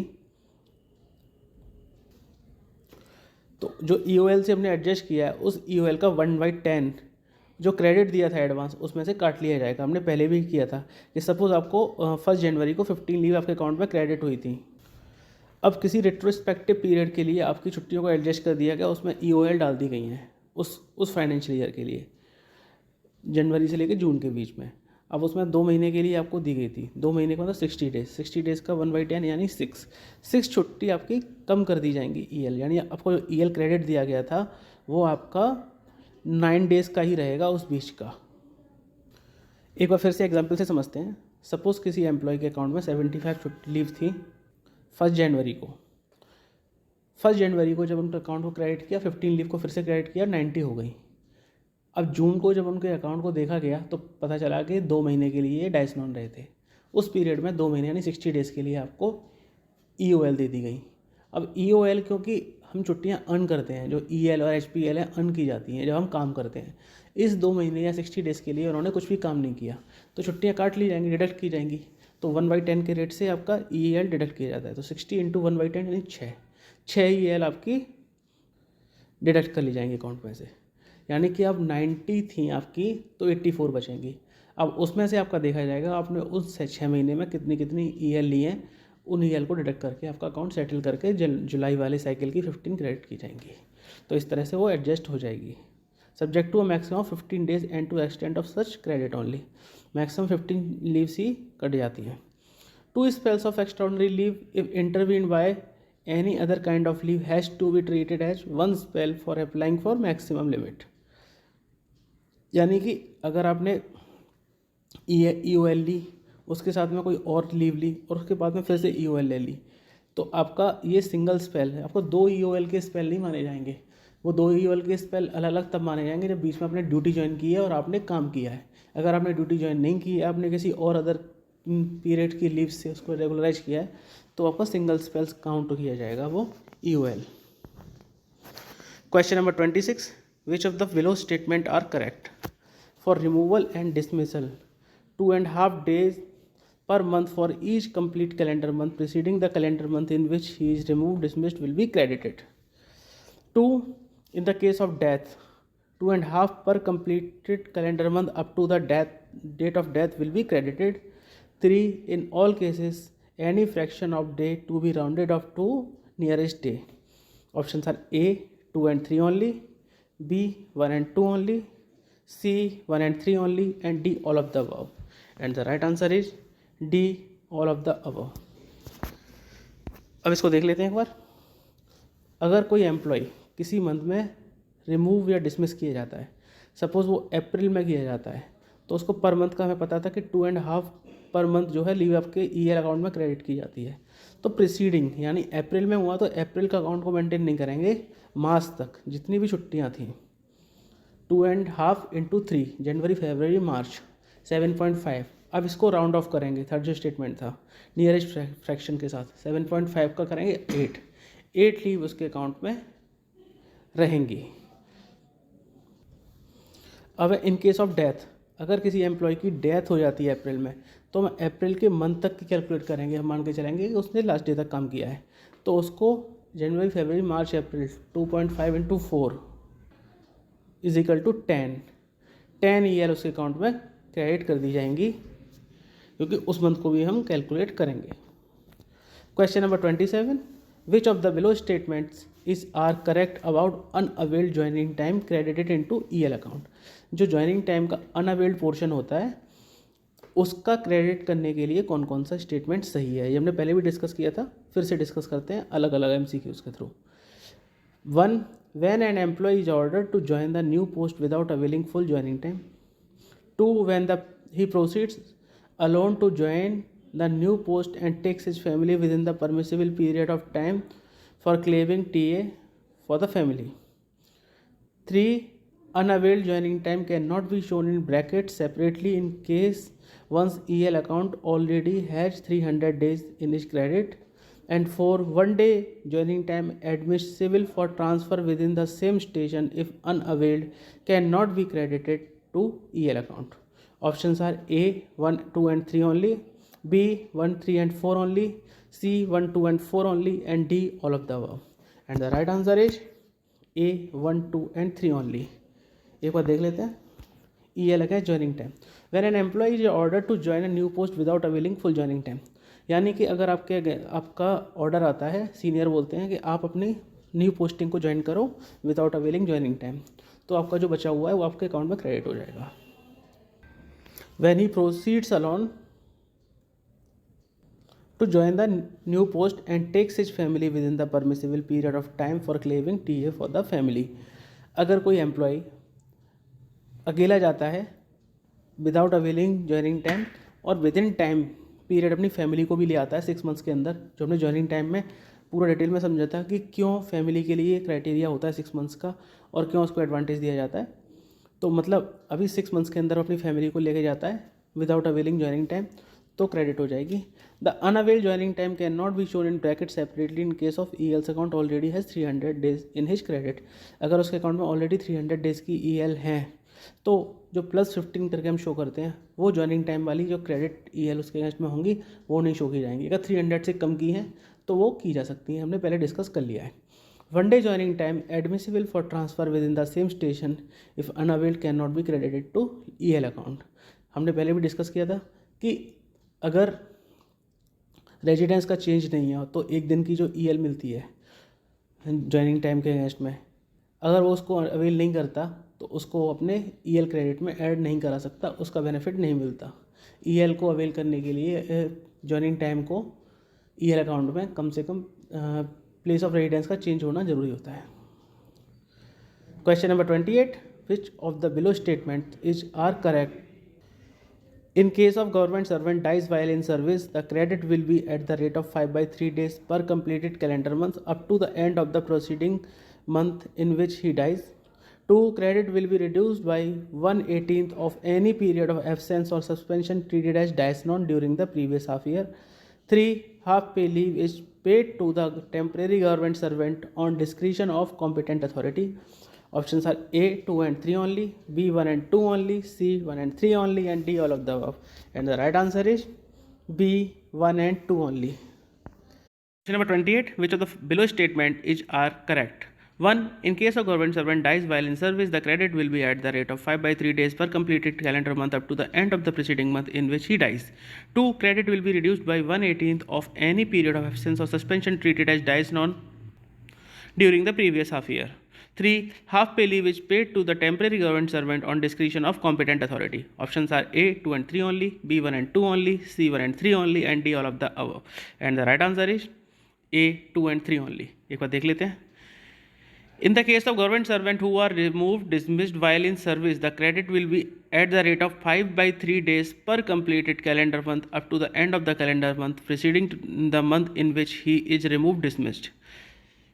यानी कि अगर कोई गवर्नमेंट सर्वेंट को रिमूव या डिसमिस किया जाता है तो जिस मंथ में उसको रिमूव या डिसमिस किया गया है उससे प्रीसीडिंग मंथ तक 5/3 डे पर मंथ के हिसाब से उसको हाफ पे लीव क्रेडिट की जाएगी. जैसे हमने ईएल के केस में देखा था, सपोज कोई एम्प्लॉय अप्रैल में डिसमिस होता है तो जनवरी, फरवरी, मार्च फर्स्ट हाफ के 3 मंथ्स यानी 5/3 इंटू 3 मंथ्स, तो 3 से 3 कैंसिल यानी 5 डेज़ की उसको हाफ पे लीव मिल जाएगी.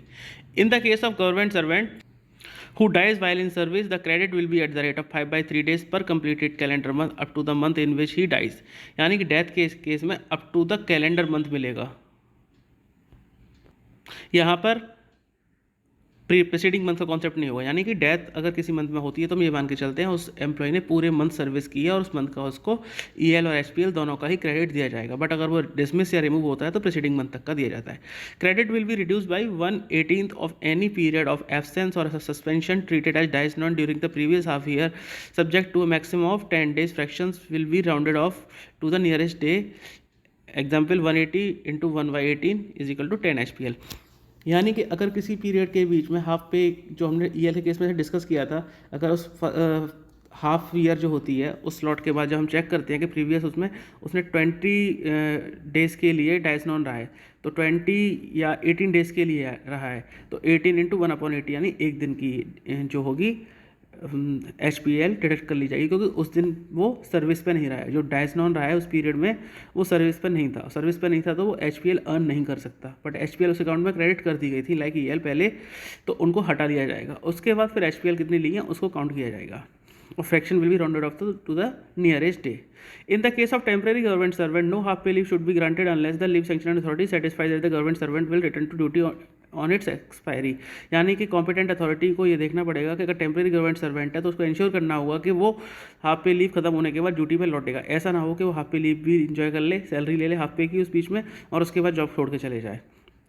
This condition will, however, not apply in the case of a government servant has been declared completely or permanently incapacitated for further service by a medical authority. But अगर medical authority ने certify कर दिया है कि ये further जो है service देने के लिए कॉम्पिटेंट नहीं है, इनकेपेसिटेटेड है, तो फिर उस केस में उस एम्प्लॉय के लिए कंडीशन को वेव ऑफ कर सकती है जो कॉम्पिटेंट अथॉरिटी है. Question number 29, which of the below statement is are correct about adoption leave. अब एडॉप्शन लीव के बारे में देख लेते हैं. 1. 60 days commuted leave without medical certificate in continuation of adoption leave of 180 days. 2. 60 days commuted leave without medical certificate can be also be granted to the adoptive mothers if they have less than 2 children. 3. At the time of adoption, the age of child should be less than 1 year. Options are A, 2 and 3 only, B, 1 and 2 only, C, 1 and 3 only, and D, all of the above. And the right answer is D, all of the above. अब अगर बात करते हैं adoption leave की तो हमने देखा था कि 180 डेज़ की अडॉप्शन लीव मिलती है किसी भी मदर को. कंडीशन क्या है, एक तो उनके 2 से कम बच्चे होने चाहिए. ऐसा नहीं हो कि 2 ऑलरेडी बच्चे हैं आपके और आपने तीसरा बच्चा अडॉप्ट किया, तब आपको कुछ भी नहीं मिलेगा. तो 2 से कम बच्चे होने चाहिए, आपको 180 दिन की एडॉप्शन लीव मिलेगी. उसके बाद आप चाहो तो आपको 60 डेज़ की कम्यूटेड लीव मिलेगी. तो कम्यूटेड लीव आपको 60 डेज़ की हमने पहले भी देखा हुआ था. और इसमें साथ साथ बता दें कि आपको एक इसके साथ साथ लीव नॉट ड्यू भी दी जाएगी कि जब तक कि बच्चा 1 साल का नहीं हो जाता तब तक के पीरियड के लिए आपको लीव नॉट ड्यू भी दी जाएगी. यानी 3 चीज़ें दी जाएंगी, 180 डेज़ की एडॉप्शन लीव, 60 डेज़ की आपको दी जाएगी कम्यूटेड लीव, और जब तक कि बच्चा 1 साल का नहीं हो जाता तो रेस्ट ऑफ द पीरियड के लिए आपको लीव नॉट ड्यू भी दी जाएगी. और at the time of adoption age of the child should be less than 1 year. 1 साल से कम का बच्चा होना चाहिए तभी तो लीव नॉट ड्यू के लिए एलिजिबल होता है. तो चलते हैं आगे. Question number 30, which of the following is true about the EL that no leave should be granted to a government servant beyond the date of retirement. The maximum amount of any leave that can be granted to government servant at a time is as follow. यानी कि ये कहता है कि ये है कि government servant को कोई ईएल नहीं ग्रांट की जानी चाहिए beyond the date of retirement. The maximum amount of earn leave that can be granted to government servant at time of is below. Retirement के टाइम पे कितना दिया जा सकता है, ईएल दी जा सकती हैं। 180 days in the case of government employ employed in India, अगर इंडिया में एम्प्लॉय है तो 180 डेज के लिए। 300 days in case of that leave preparatory to retirement. 3 both A and B, options are A 2 and 3 only, B 1 and 2 only, C 1 and 3 only, and D all of the above. And the right answer is D all of the above. अब देखते हैं earn leave. Subject to condition that no leave should be granted to government servant beyond the date of his retirement, the maximum amount of earn leave that can be granted to government servant at a time is as follow, कि उसके beyond नहीं दी जानी चाहिए retirement की date के बाद। और कितनी दी जा सकती हैं? 180 days in the case of government servant employed in India, अगर इंडिया में एम्प्लॉय होता है तो 180 दिन की।